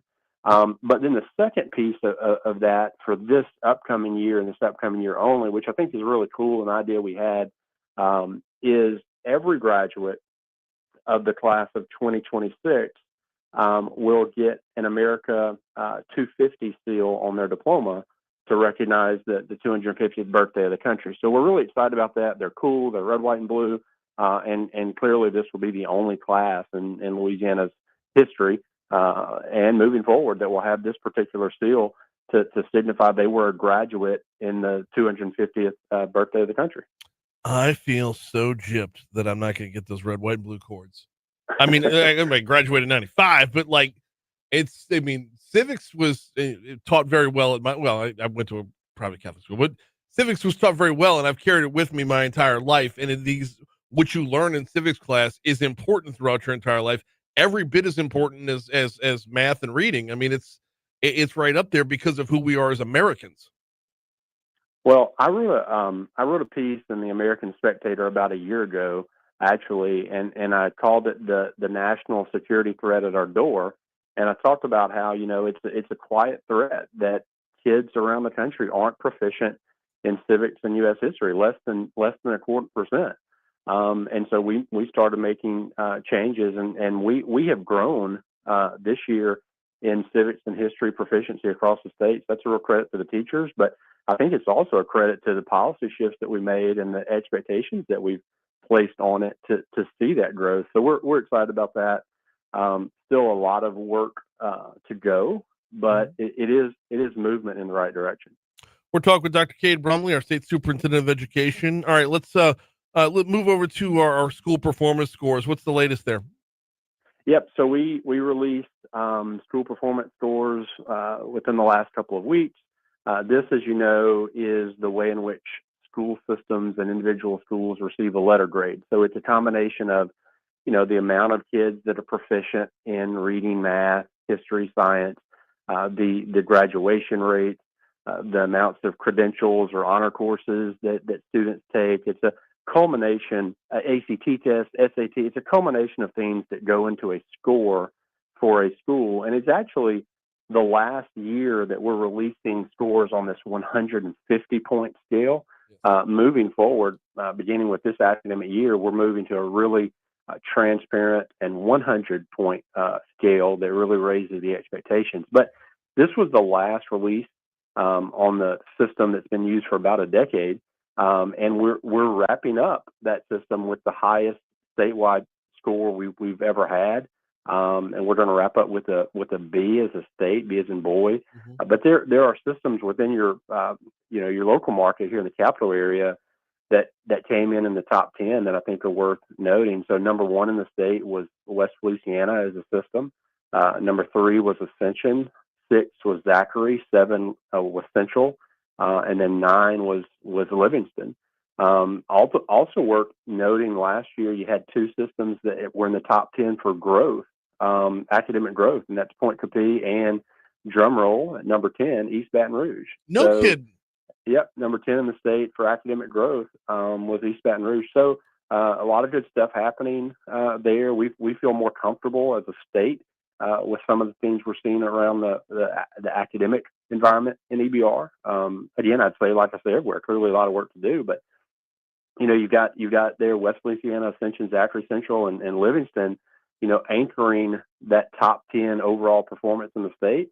But then you see Point Capee and EBR there in the top 10 for growth. So excited for what could come. How much of that growth is Lamont responsible for? Lamont Cole, of course. How much of that growth is attributed to his energy and his vision?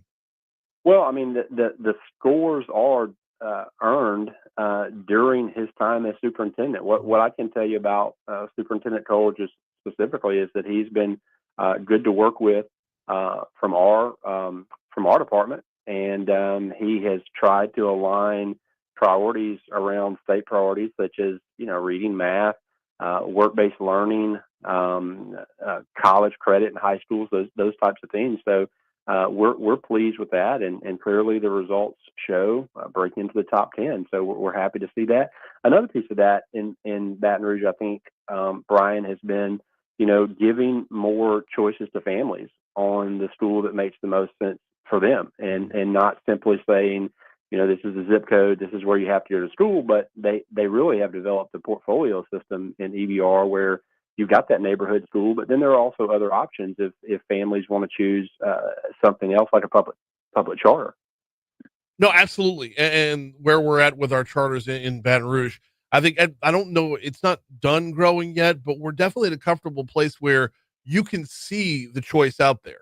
You can see that, if option A isn't for you, option B is readily available. Yeah. And they all have to continue to get better. And you can talk to any of the leaders in that space, and they'll tell you, they're not really completely satisfied yet, because they know they have a lot of opportunity to go. I think it's worth calling out while I'm on, Brian. You do have too, just at the school level, some of the schools in the top 10 in the state as individual schools. So, for example, in the elementary area of top 10 elementary schools, Mayfair Lab is number 7 in the state here in Baton Rouge, and then on the high school side, number 6 in the state is Baton Rouge Magnet. And then number 10 in the state is LSU Lab. So a couple of high schools there in that top 10 for overall absolute performance as well. Interestingly enough, I believe it's 1 week from Thursday, I'll be broadcasting live from the Charter Schools annual conference. So we'll be following up on that front, to be sure. We've got Dr. Cade Brumley in with us. I want to circle back to the changing of how the performance scores are going to look. Should we be bracing ourselves for, what is going to potentially feel like lower grades when in actuality it's a more accurate grade? Both of those things are true. Yes. So for instance, right now, if you said to most people in the general public and most people in schools, if you said, hey, explain the formula for a school performance score or a district performance score, I mean, 5% of educators probably could do it. And that's not a shot at them. It's just so dang complicated. Yeah. The new formula that we're going to be using, really, you can put the whole thing on an index card, and it just says, percent of students in the school proficient in math, percent proficient in reading, percent proficient in history, percent proficient in science, percent growth in percent of kids who grew in those areas, graduation rate, And so on that card, you can see very clearly it's basically just the percent of students in a school that have achieved the proficiency or hit the mark. And then you sum those things and divide it by that total number, and then you get a score. And so on an index card moving forward, you will be able to see school quality, and I think that's going to increase transparency for the public. And it's going to also allow school systems to have a clearer understanding of where they are and what they need to do. But at the same time, it does raise expectations. So, I believe in our educators, I believe in our systems, and I think every time we've raised the bar, they've hit it. And so at first, we do expect, especially high school scores across the state to drop pretty consistently, a drop. But watch them grow beyond that. And the reason for that drop really, Brian, is one, on the current system, about 70% of elementary schools and middle schools in the state are rated as an A or B. I mean, about 40% of elementary schools are rated as an A and B. Once you get to the high school, it's about 70%. So I always tell people there's like this magical 8th grade summer in Louisiana where kids get miraculously smarter because so many of the high schools are A and B compared to the elementary schools that aren't. And so it really balances that out. So you will see in that first year, and communities should be aware for it. We do expect drops in those high schools. It's not for less performance. It's just a formulaic change, but watch them grow moving forward. We got 60 seconds left with Dr. Cade Brumley talking education overall. Let's talk about that raising of the bar and starting them early. If you could, please give us a little recap of where we're at with our literacy screeners to start the year off. Oh, we're really excited. For the last 3 years or so, we've implemented this 3 times a year literacy screener in K3 to see where kids are in terms of their reading ability. And the lowest number is always kindergarten students. Their proficiency is always the lowest. And of course, that's developmentally appropriate for kindergartners. And as they go through the grade levels, matriculating to third, the work is happening and the proficiency gets better. So our highest numbers are always in third grade, which makes sense. You're growing from K to 3. But this year, our beginning of the year screener that we did within the first 30 days of school is the first time in state history where our reading proficiency is 50%. We've never been at 50% at the beginning of the year. And for the first time in state history, our kindergarten through third grade combined reading proficiency is at 50%. So real testament to the teachers out there. Incredible number, to be sure. He is our superintendent of education, Dr. Cade Brumley. We always appreciate the updates, sir. Thank you so much. Have a great end to your 2025. All right. Hope you had a great Thanksgiving and Merry Christmas. Merry Christmas to you as well. He's Cade Brumley. Always appreciate his time, especially when he's feeding us such good news there. Those K through 3 screeners at the beginning of the year. It's one of those ones where as the year progresses, you can see the work being done as it's done. But to hear that kind of number for the beginning of the year screener, that's the impressive part right there. All right, we're coming up on 750 at Talk 107.3 FM WBRP. Quick break. We will roll on right after Your Money Now. I don't see Ned.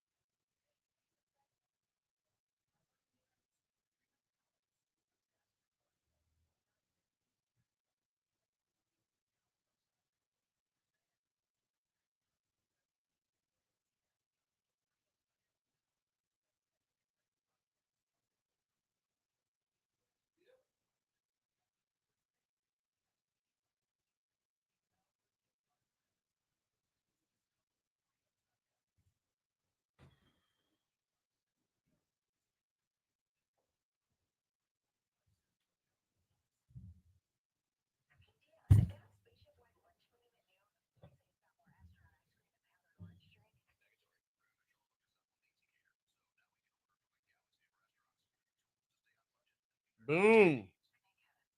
Love it.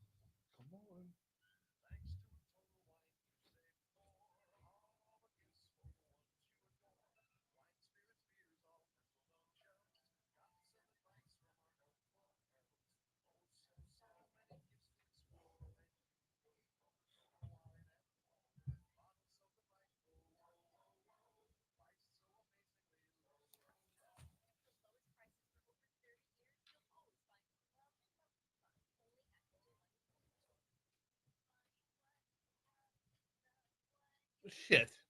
That's back-to-back total wine spots. Two different spots, thank God, but man.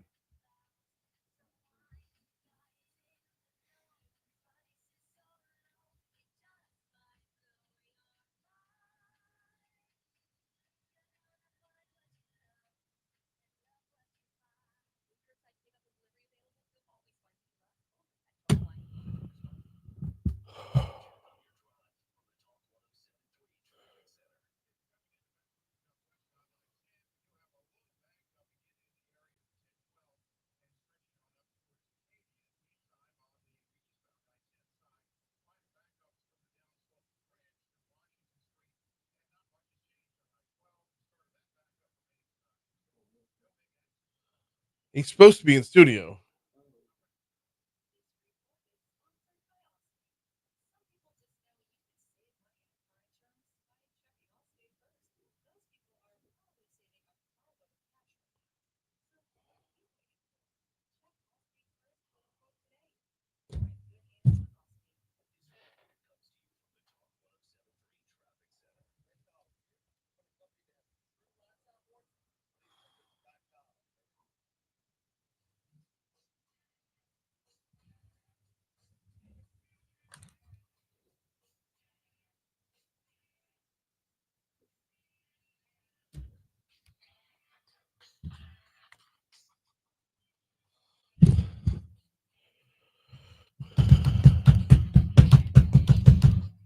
$7:55, Talk 107.3 FM, WBRP, Mornings with Brian Haldane, rolling right along, holding at 39 degrees in downtown Baton Rouge. We are, and we're getting ready for a huge third hour of the show today.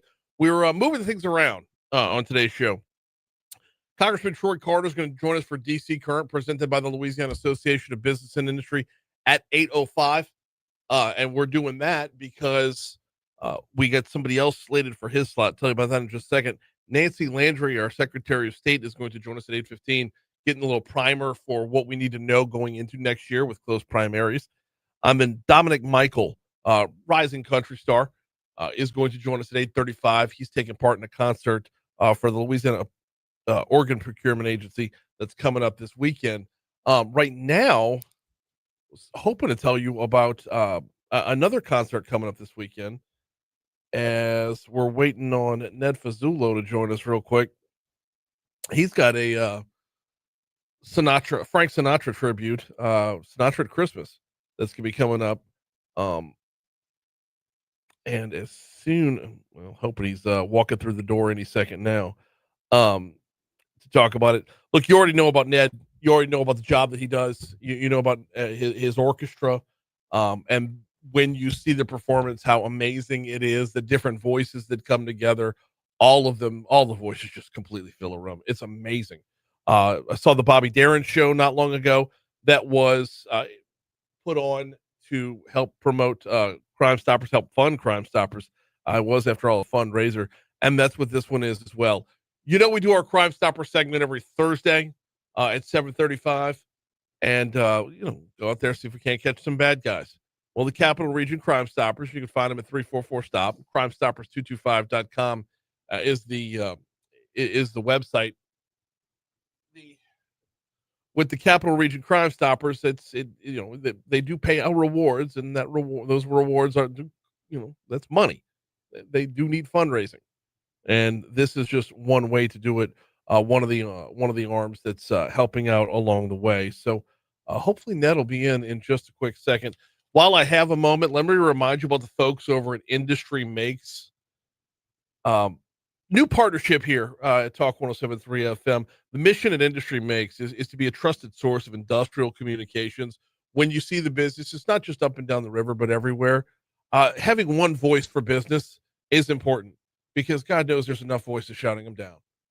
And making sure that there's a trusted voice behind those businesses is important. Industry Makes, it's a campaign born out of collaboration and the need to present a united industrial front in the face of coordinated anti-industrial messaging. You hear about it all the time. You see it in the headlines all the time. The anti-industrial messaging that we see is seemingly inescapable. So Industry Makes got together. And of course, they like to say, let others make noise. We'll make everything else. You want to learn more? Check out their homepage. Check them out at industrymakes.org. Industrymakes.org, your trusted source of industrial communications. All right, was hoping to have Ned Fasullo on here, but I'm looking at the clock. We've literally got 1 minute until we hit news at the top of the hour. So maybe we can reconnect with him at another time. I hope we can reconnect with him at another time, because his show's coming up this weekend, and he always does a great job. In the meanwhile, visit crimestoppers225.com, crimestoppers225.com. You learn more. They've got some stuff over on the Facebook page for Crime Stoppers about the concert itself. If you wanted to purchase tickets, it is coming up this weekend, but tickets are still available. So visit the Capital Region Crime Stoppers Facebook page. They'll get you pointed in the right direction on that front. Right now on air, we got to catch news, traffic, and weather. Congressman Troy Carter is going to be coming up next, and then our Secretary of State, Nancy Landry, after that. Hour 3 is coming up.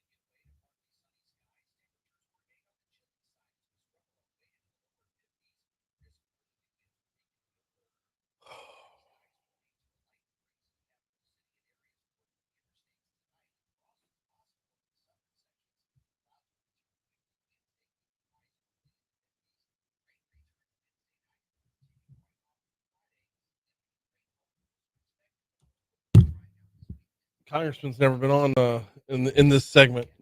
I don't think he's ever heard of the third hour open. I don't think he's ready for Big Frida. I mean, he is a New Orleans guy.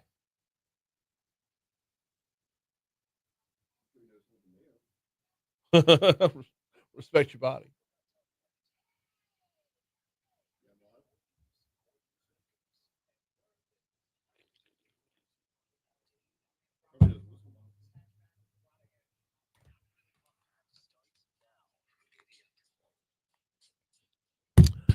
.805 Talk 107.3 FM WBRP. Mornings with Brian Haldane rolling right along. Hour 3 coming your way right now. Brian here with you. Cade Wazan producing, broadcasting live from the 180 Pros studio in downtown Baton Rouge. We're starting off your third hour, holding at 39 degrees in downtown Baton Rouge. Got a busy hour this hour. We're going to talk with our Secretary of State, Nancy Landry, about what we need to know before closed primaries next year. We're going to talk with up-and-coming country music star Dominick Michael a little bit later on. He's doing some work for the Louisiana Organ Procurement Agency. But before that, we're moving up our DC Current segment. So let me hear it. DC Current.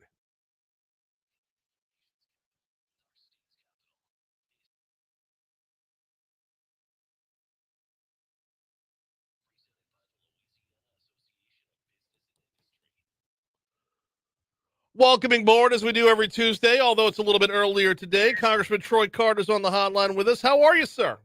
I'm doing well, sir. How are you? I am rested off of a little Thanksgiving break there. We took a couple days off on the show and raring to go for the home stretch of the year. Lots of turkey, lots of gumbo, lots of dressing, lots of family, lots of friends. You know, yes, absolutely. And you saw the reports last week that Louisiana was the fourth most affordable state when it comes to the Thanksgiving spread. And Congressman, I had to push back on that because we don't do a Thanksgiving spread like everybody else. I don't believe you can compare a Louisiana Thanksgiving to anybody else's. You're not going to Wyoming to get crawfish cornbread. You're not getting oyster dressing in Montana. Like, how can we do a side-by-side comparison? You can't. And no one really understands, what a traditional Louisiana Thanksgiving looks like, because we have so many beautiful variations of it. It all begins with our great seafood from that you can't get anywhere else but in Louisiana, baked into our cornbread, made into our gumbo, stuffed into our turkeys. when people have a taste of Thanksgiving or Christmas, Louisiana style, they can't get it out of their systems, man. It can't be replicated anywhere. Yeah, absolutely. It is truly the definition of the word unique. Whether you talk about that oyster dressing or the seafood stuffed melitons, it's just the Louisiana spread is a little bit different. How was your holiday? It's a culmination of flavors that you can't imagine. It was wonderful. We started out doing my 33rd annual community Thanksgiving dinner that I've done now, celebrated this year for the 33rd year in a row that we have provided free Thanksgiving dinners with all the trimmings to people in the community. I'm a little unique in the way we do this. We do not require that you show a driver's license that you live in any particular parish. We don't make you prove that you have need. It's purely on the honor system. We give a plate per person in a vehicle plus a frozen turkey. We started this many years ago, and we used to do sit-down dinners where we would have the gymnasium, and we would fill it with tables, and we'd have choirs to come in and sing, and music and fellowship, and we'd serve everyone at their tables. Then COVID came along. COVID came along and kind of forced us to switch our gears and to start doing drive-through. And it turned out that it's much more efficient. We can serve a lot more people. And so we never went back. So now we do curbside service. We start at 10:30. We had cars lining up as early as 6 a.m. to get in line, which is demonstrative of the need that's in our community. We don't care about your race. We don't care about your party. We don't care about your ideological views. We don't care about anything other than you tell us you have a need, and we attempt to fill it in the truest meaning of Thanksgiving. There's a little bit of a trade-off there, though, Congressman. Do you miss the fellowship of having everybody sit down to break bread together? There's no doubt about it. There's no doubt about it, because we enjoyed having to sit down, because there were people who didn't have necessarily a need, but they had no family. Right. And so we became their family at Thanksgiving, and they would come and they would sit and they would eat and they would laugh and joke and then eat again. And you're right, that is a part of the trade-off, that people miss the fellowship part, which is, in my estimation, as important as the food.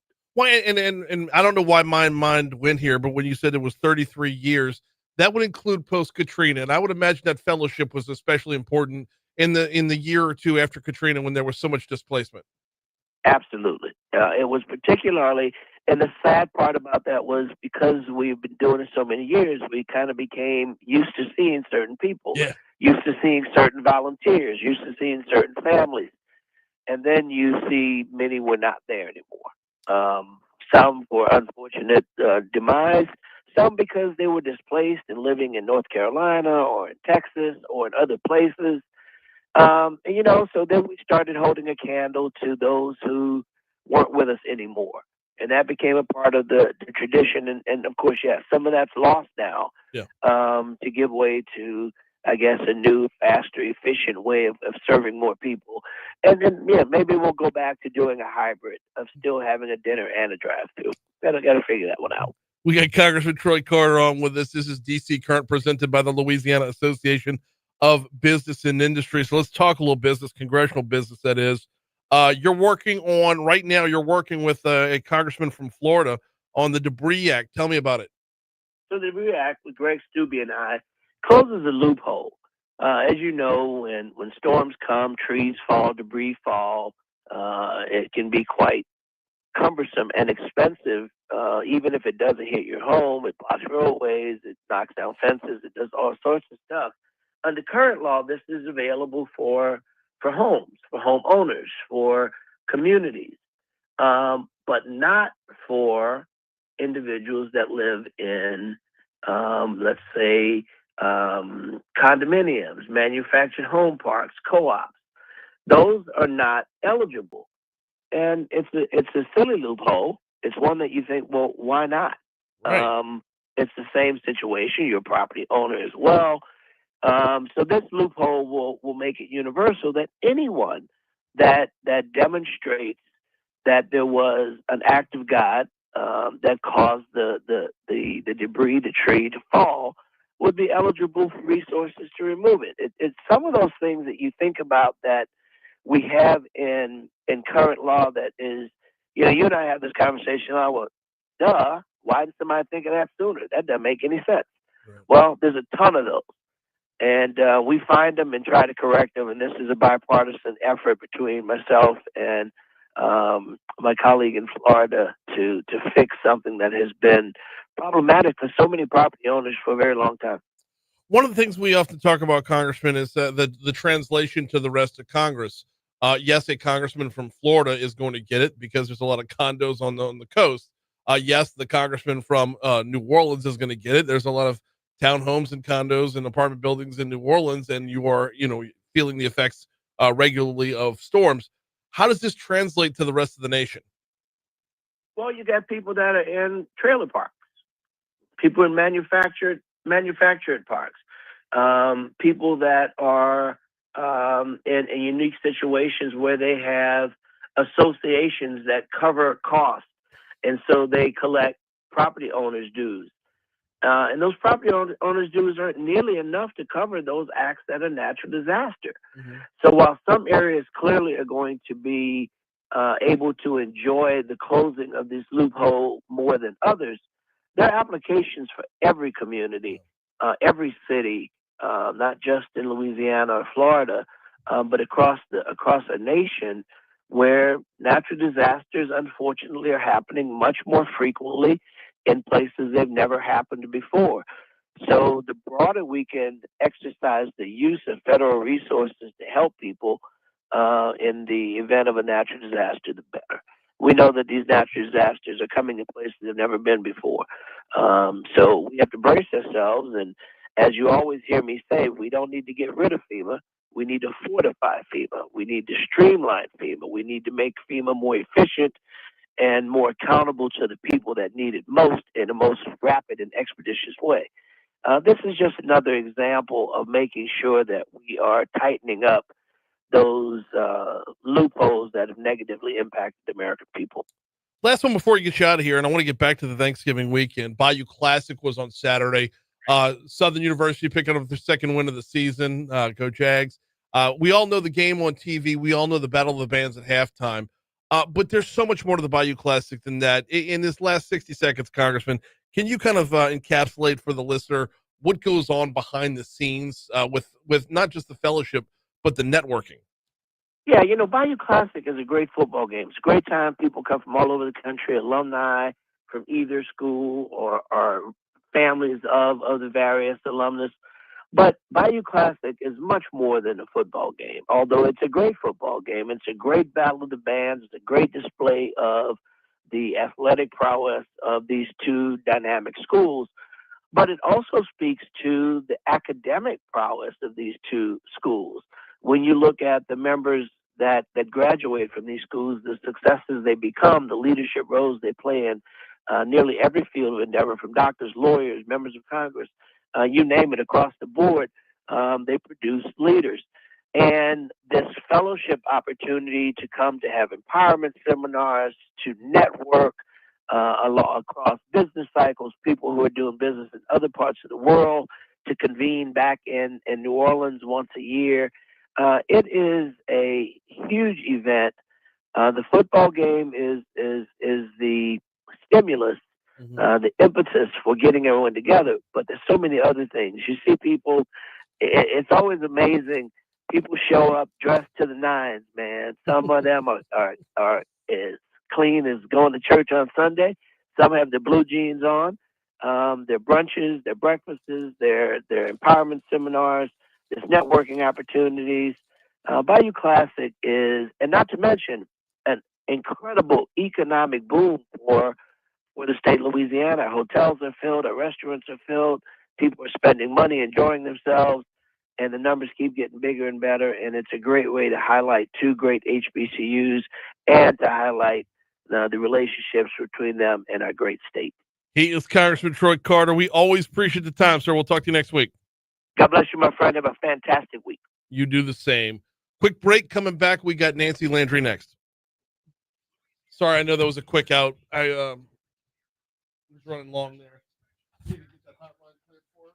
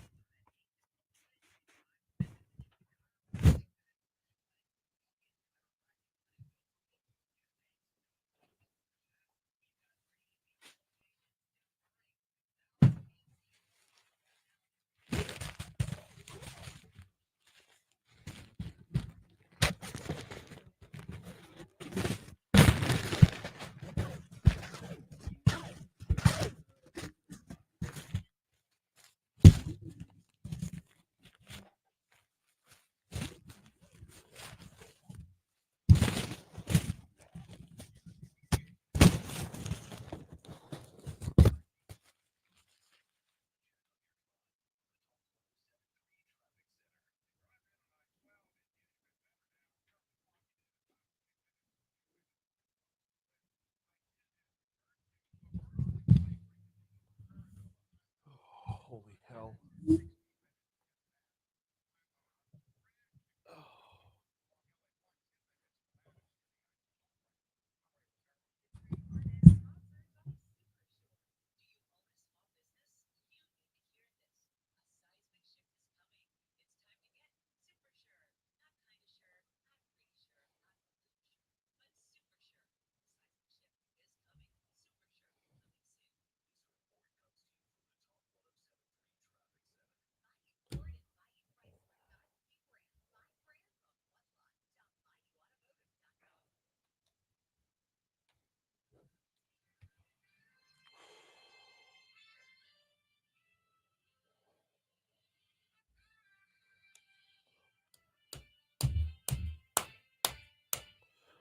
819 Talk 107.3 FM WBRP. Mornings with Brian Haldane, rolling right along.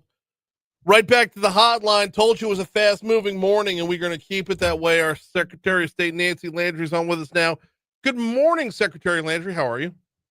Good morning. Thanks for having me on. No, glad to have you on this morning. And full disclosure to everybody, I appreciate your flexibility. I had you written down for yesterday. Look, I have this hard and fast rule. I keep a paper calendar in order to make sure that I don't double book. And when your office hit me up saying that you wanted to come on to talk about what's changing for next year, I was like, oh, let's go. And I said yes before even looking. So I apologize. And thank you for rescheduling for this morning. No problem. Not the first time I've been bumped. I understand. So you had big news yesterday. So let's recap yesterday's news this morning in that the educational part of next year's elections is already out. That's right. We have some important changes that the legislature has made to our elections. And so our office created 5 educational videos that we have on our website to let people know about these changes. And we're doing a robust educational campaign across the state with both direct mail, TV ads, radio ads, partnerships with university athletic programs, and social media, internet ads, and of course, in-person outreach events to let people know about these important changes before the May 16th election. Let's walk through them. What are a few of the changes that we need to know about? So we'll be moving to closed party primaries for certain races, and it's only for U.S. Senate, U.S. House of Representatives, State Supreme Court, PSC, and Bessie races. All other races will remain the same, open like everyone's used to, but those 5 races will now have closed party primaries.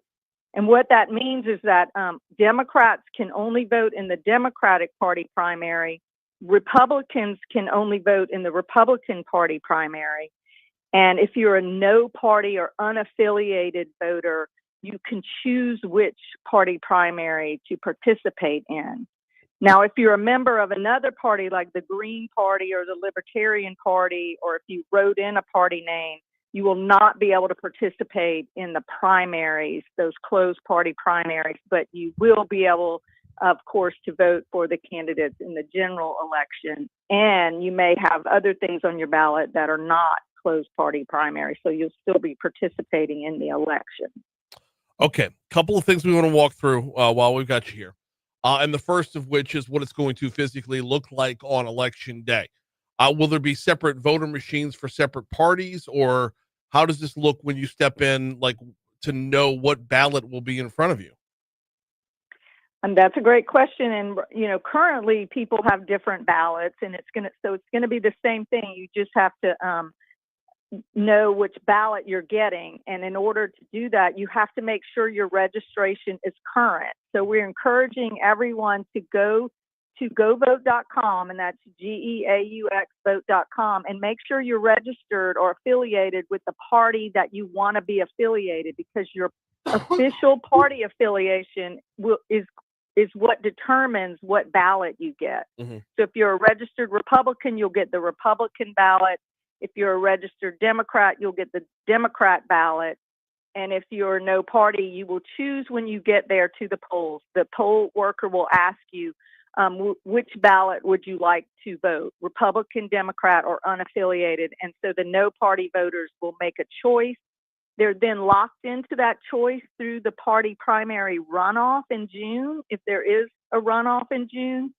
And the winners of those primaries will advance to the general election in November.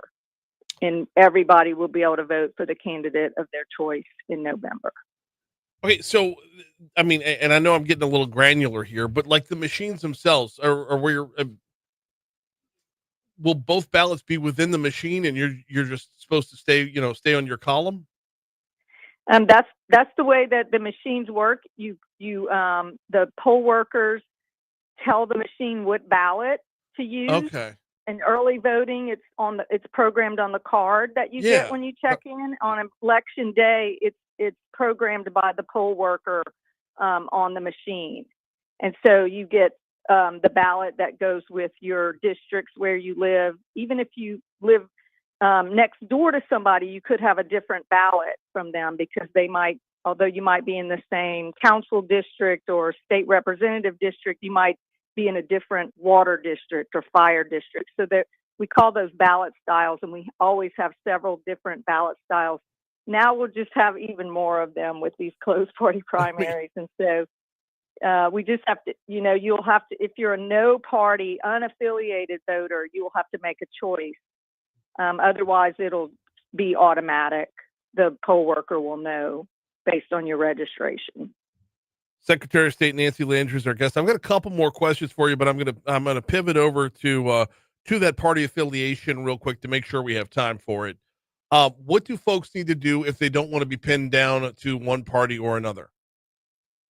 You have until April 15th to change your party affiliation, and you can do that in person or by mail by April 15th. If you do it online, you have a few extra days, and you have until April 25th.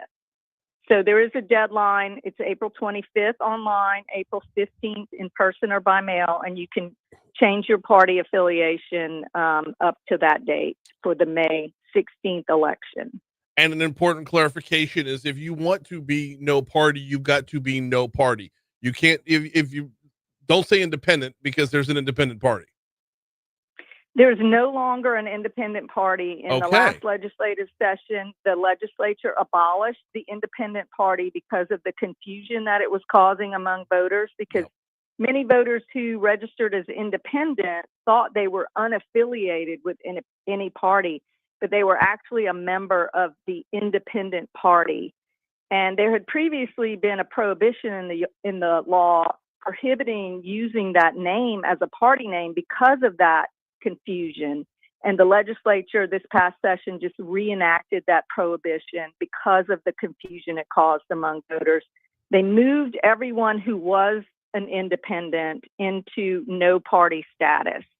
So you can check your voter registration again at govote.com or on our GoVote mobile app and see that we no longer have independent party in Louisiana. We only have your unaffiliated or no party, or your write-in party or one of the other parties. We have major parties. We have Green Party and Libertarian Party, but people can also write in parties, and people write in things like Pizza Party or Grilled Cheese Party, and they won't be able to participate in the closed party primaries either if you've written in something like that. And so it's important to go check. We don't want any surprises come May 16th, Election Day. And so we're encouraging everyone to go check their registration and make sure, because even if you've been voting a certain way for many years, that doesn't mean that your registration changed officially to that party. You have to actually make that change. And we have many voters in Louisiana who registered a long time ago and maybe changed their party affiliation in their mind, and they've been voting a certain way for many, many years, but they've never officially changed it. And so it has to be what is on your voter registration record. So that's why it's important to check at govote.com, and that's GEAUX vote.com. And that's also where you can find all of our educational videos that we rolled out that can give you more information about the upcoming closed party primaries and how it'll be different from what you're used to. There's 5 videos there, and you can go directly to them at govote.com/CPP. And that's CPP for closed party primaries. All right. Well, if there is more than one candidate running in the grilled cheese party, there will be a ballot for it as well. You just got to get that more than one candidate there. So they will not have party primaries. The other cheese? parties will not. They will not. Only the Republicans and the Democrats have closed party primaries. They are the major parties. And the way the law is written, it only provides party primaries for those major parties, the Democrat and the Republican Party. The other parties, they can have candidates, and their candidates will appear for the first time at the general election in November. And that's where you'll see those candidates. And then the winner will be decided in the general election by a plurality. So we will have a winner on Election Day in November. We will know who our congressmen are, who our senators are. It'll be by plurality. But in the primaries, it's a majority win. And if we don't have anybody with 50% plus one in the first primary, there will be a party primary runoff in June. And the winner will go to the general election in November. So you will only have one Democrat and one Republican at the general election in November. Learn more at govote.com, GEAUX vote.com. She's Secretary of State Nancy Landry. Thank you so much for a couple minutes. Thank you, Brian. Thanks for having me on. Always. We'll talk to you soon. Here's news. Oh my God.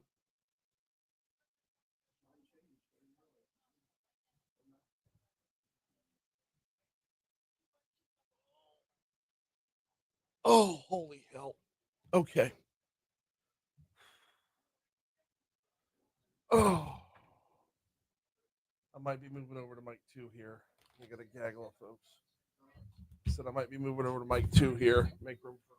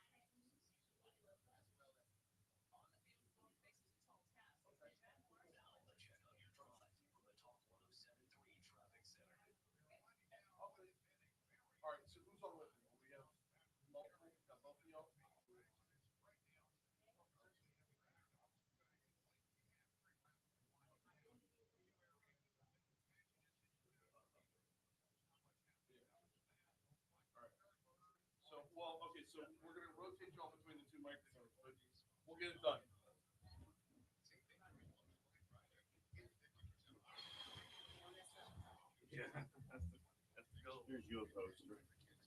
Thank you.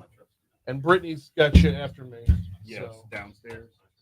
I will text her as soon as we're done to make sure.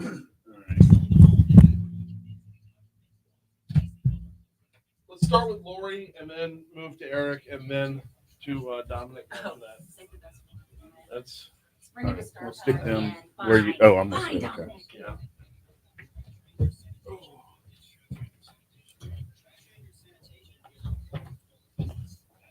I know. I'm sorry. Start with Eric, then Lori, then Dominic. Do you want me here? Yes. Is this? No, it needs help from our engineer or a blue pill, one of the two. It's I keep forgetting to tell. Here, let's raise your chair. About it.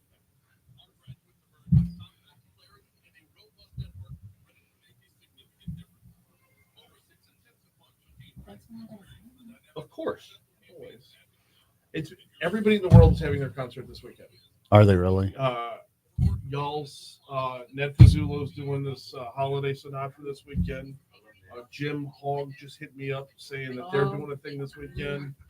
I got George Bell from United Ways doing his concert. I believe that one might be next weekend, but it's like everybody's Trying to fit it in. Yep. Jim's still playing around? His son is. Okay. Yeah, James Linden Hogg. From the LP? Oh, yeah. Am I on camera or am I too far off? I'll adjust. All right. So yes.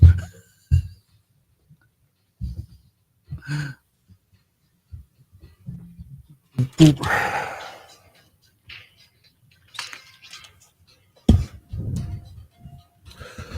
836 Talk 107.3 FM WBRP. Mornings with Brian Haldane come rolling right along. Got to take a quick second to remind you about the folks over at 5 Star Printing and Signs.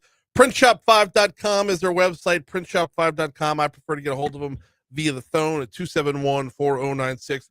Who needs to know about Printshop5.com? Who needs to know about 5 Star Printing and Signs? Business owners, take a look at your business card. Take a look at all your printed materials. Look at your brochures. Look at the signs on your wall. Is it grabbing your eye? Be honest. Is it grabbing your eye? If not, you're out of sight, out of mind. Danny can help with that. Danny and his team over at 5 Star Printing and Signs, this is what they do. When it comes to putting your best foot forward with your business, this is how they help. They'll collaborate with you to make sure that your printed materials are eye-grabbing. And merchandise is unbelievably important right now. Branding is unbelievably important. If you're out of sight, you're out of mind. Printshop5.com. Go look at all the from the thermal mugs to the koozies to the mouse pads to the jump drives to whatever it is you want to slap your logo on. They will make sure you've got your logo somewhere to where you are in the game. Printshop5.com or 271-4096 for 5 Star Printing and Signs. All right, coming up on December 6th, there is a great concert on the way. It is joining us now, Eric Parnell, who put this memorial concert together in honor of his late wife. Eric, welcome back. How are you, sir? I am doing very well. It's a cool morning. It is chilly out there. All right, this is the third one. This is the third concert. I guess it would be the second. Yeah, it's been two years since Laura passed away. Mm-hmm. It came up real quick. The first concert we put together in like 2 weeks. Yeah. And it was incredible. Thanks to some help with Baton Rouge Music Studios and some others. You obviously 107.3. Y'all done a great job of helping us advertise it. But yeah, the third one, Curbside, has hosted all three of them. Yep. And they've done a wonderful job. We've packed them, we've run them out of food, and we want to do it again. It's a great time. It absolutely is. So walk me back through the genesis of this. Why a memorial concert and why support LOPA? So Laura was an ER physician. she was passionate about LOPA. She was an organ donor. To my knowledge, she's helped or saved 3 lives that I know of. Oh, wow. With her organ donations. And when it came about, we were sitting in the ER or in the room with Doug Gay at Baton Rouge Music Studios. I was like, Doug, Laura was passionate about LOPA. She was passionate about music, very passionate about music. Well, we've got to do something. Doug Gay's played with a lot of local and national bands here. I was like, let's make it happen. First year, we ended up with John Groh and Eric Johansson. Okay, yeah. Just incredible. And it's also the first time those two had ever been on stage together, playing together, which was kind of cool. And it's just, and LOPA was a natural fit. It's like, okay, what kind of cause can we bring other than to memorialize Laura and have a good time? Let's advertise for LOPA. Let's tell the people in the area what LOPA is and what LOPA is about. Well, we're going to get back to the concert itself in just a minute, but that puts us in a great spot to pivot and talk LOPA. Lori, welcome back. How are you this morning? Hi, morning. Thank you. Glad to have you back in. For those that are unfamiliar with the Louisiana Organ Procurement Agency, tell us all about it. Yeah, so we're talking about organ, eye, and tissue donation. Most people will sign up at the OMV. 98% of people, you're going to hear that question, do you want to be an organ donor? So at LOPA, we try to educate you before you even get to that point. We want you to learn the facts. You can do that at lopa.org. You can register, but you can help save lives just like Laura. And this memorial is amazing. So all the help that you're giving, all the hard work that he's doing, Dominic, people are talking about donation that have never talked about donation before because of this event.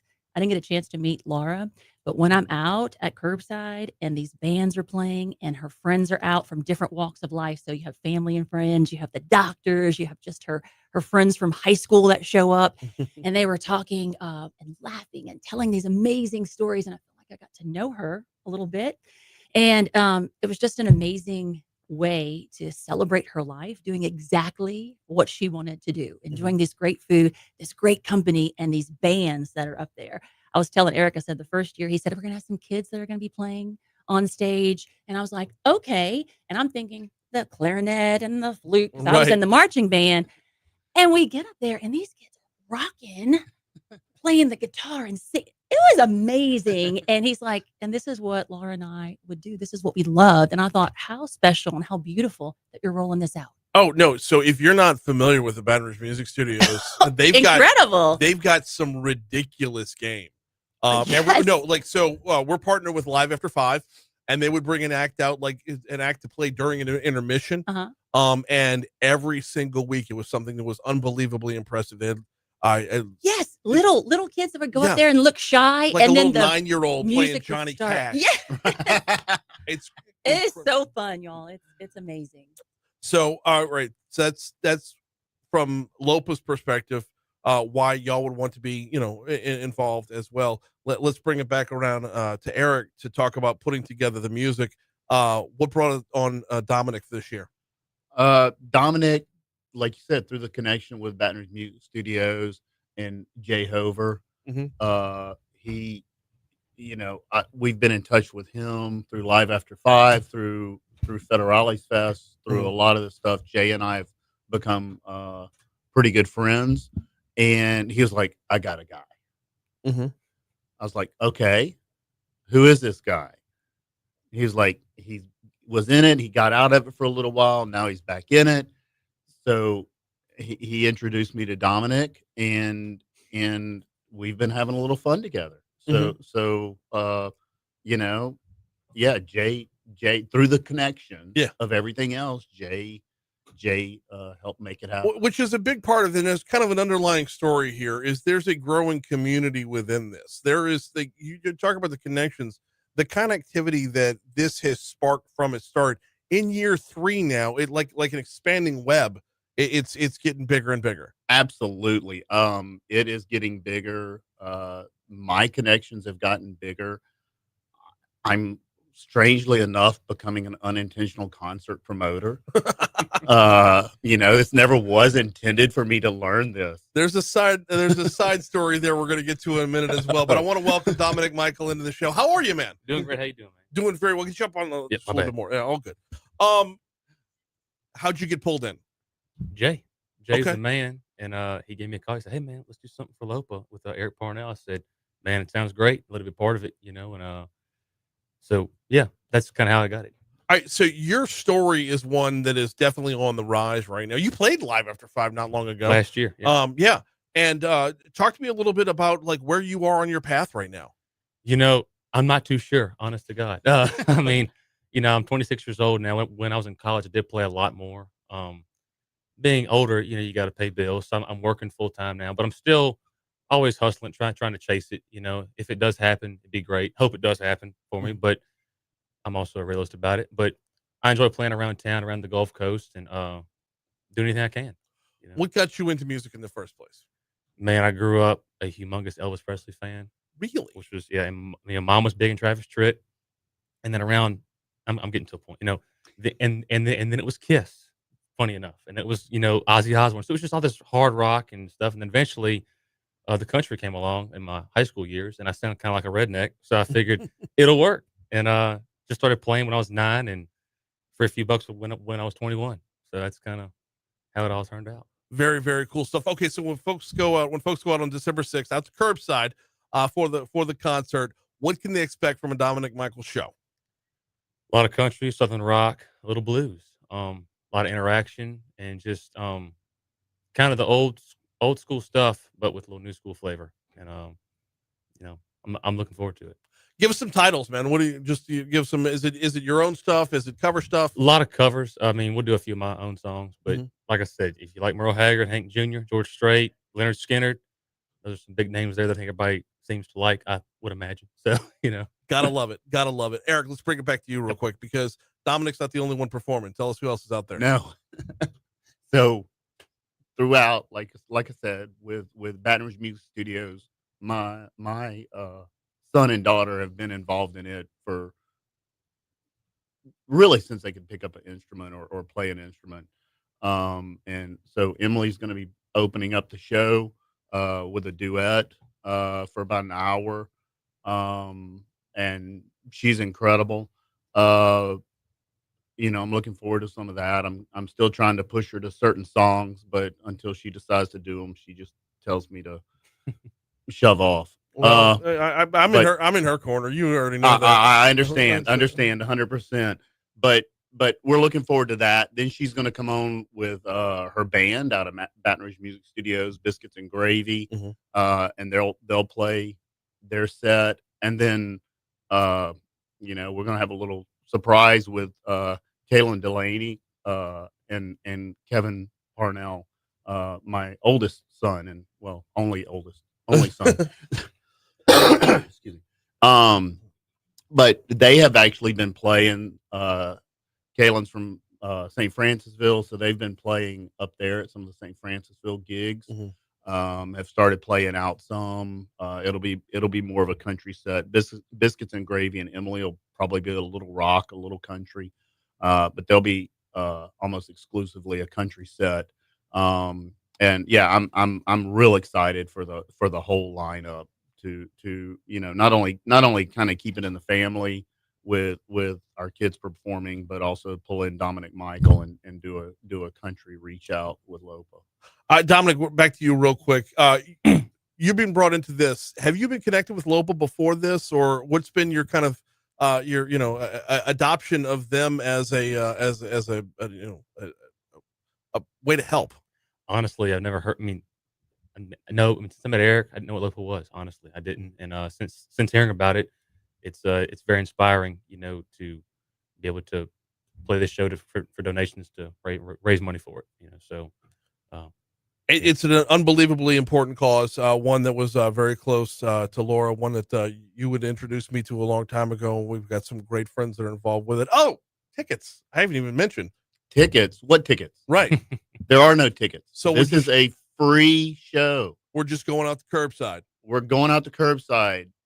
You know, have one of their fabulous hamburgers, have some beer, have a Coke if you're not drinking beer, and enjoy the show, enjoy the camaraderie, enjoy the friendship. Going to be Saturday, December 6th, 5 to 10 p.m. out at Curbside. You know where Curbside's at. It's right next to Calandro's on Government Street. Saturday, 5 to 10 at Curbside. It's basically, I went to the first one. I didn't get to go to last year's, but from the first one to last year, give us an example of just like the level of growth, the level of like, you can expect an enthusiastic crowd. Oh, wow. So both years, the first year was almost standing room only. It was standing room only. You had to wade through the crowd. Last year was just as good. Awesome. I mean, I think we shocked Curbside the first year in that you know they were running out of beer glasses, which was awesome. Very good. I want to do it again. Awesome. So yeah, they've been a great host. It's a cool little venue. The weather looks to be going to be right for us. Yep. So it'll be a great night with some friends and hopefully some new friends too. He is Eric Parnell. He is Dominic Michael. Thank y'all so much for stopping. And of course, Lori Steele as well. Thank y'all so much for stopping by this morning. Looking forward to it. Saturday, 5 to 10 at Curbside. We will see y'all there. It's 8:50. Here's your money now on Talk 107.3.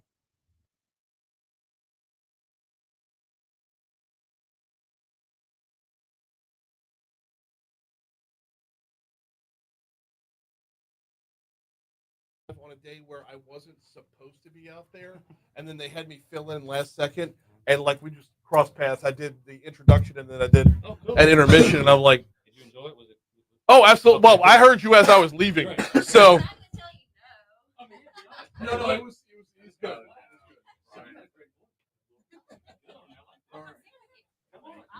My pleasure. Oh, does Brittany need it? Well, I texted it to her. Are we gonna be live on that one? No, that's to be recorded. Yeah, she's afternoon, so I got to take it to her. Yeah. What's your name? Hey, Hey, I'm Dominic. Michael.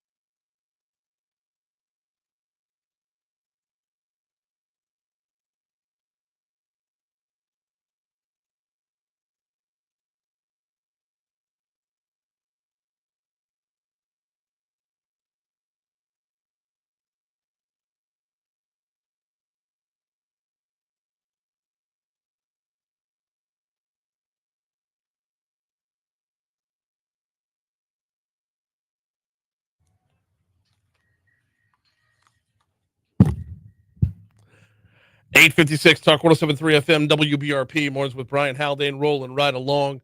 Been a busy morning this morning.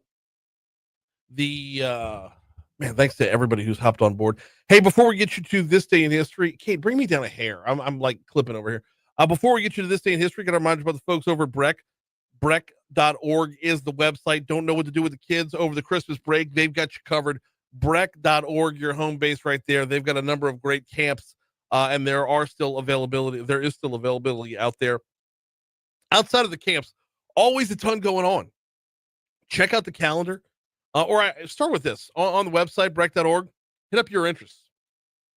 Let Breck know what you're interested in, and it'll feed you right back everything that they have available that falls under that. Whether you ride horses or play Frisbee golf or anything in between, they've got you covered at Breck.org. All right, time for This Day in History. Let's roll.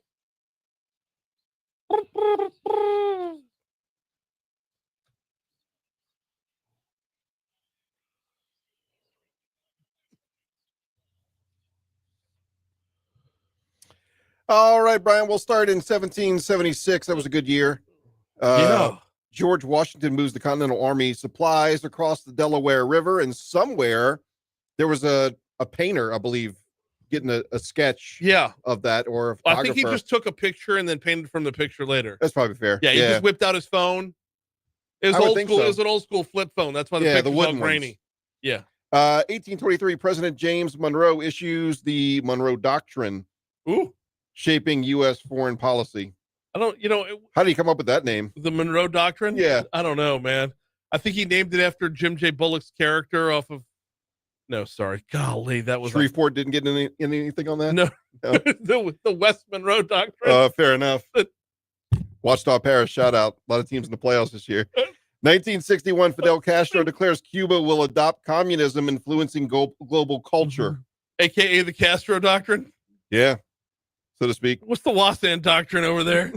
That's what I got written down here. I need a good doctrine. 1964, UC Berkeley students stage a massive sit-in during the free speech movement. Go Bears. Yeah. 1971, Imus in the Morning premieres, shaping talk radio culture. Really? Yeah. They give. All right. Yeah. Screw that guy. 1983, Michael Jackson's Thriller video premieres on MTV. Ooh. Pretty much. I don't know. I know music videos were out, but that made it a big deal. Made it huge, man. Yeah. You thought it was a werewolf film at first. Happy birthday, Britney Spears. Hey, shout out. Happy birthday, Lucy Liu. No way. Happy birthday, Aaron Rodgers. Aaron Rodgers and Britney Spears have the same birthday. Nelly Furtado. Oh, love me some Nelly Furtado. Let's Say see, it right, still a banger. Janet Kramer, country singer. Mm-hmm. Trying to see celebrity deaths today. Aaron Copland, famous composer. Pablo Escobar, drug lord. Yeah. Shout out Medellin Cartel. There you go. I know we're running short. That's all I got. All right. And National Day. Oh, it's National Mutt Day. It's National Mutt Day. Oh. No, hey, it's Giving Tuesday. That's right. Today is Giving Tuesday. Go spend some money. We're out of here. We'll see you tomorrow.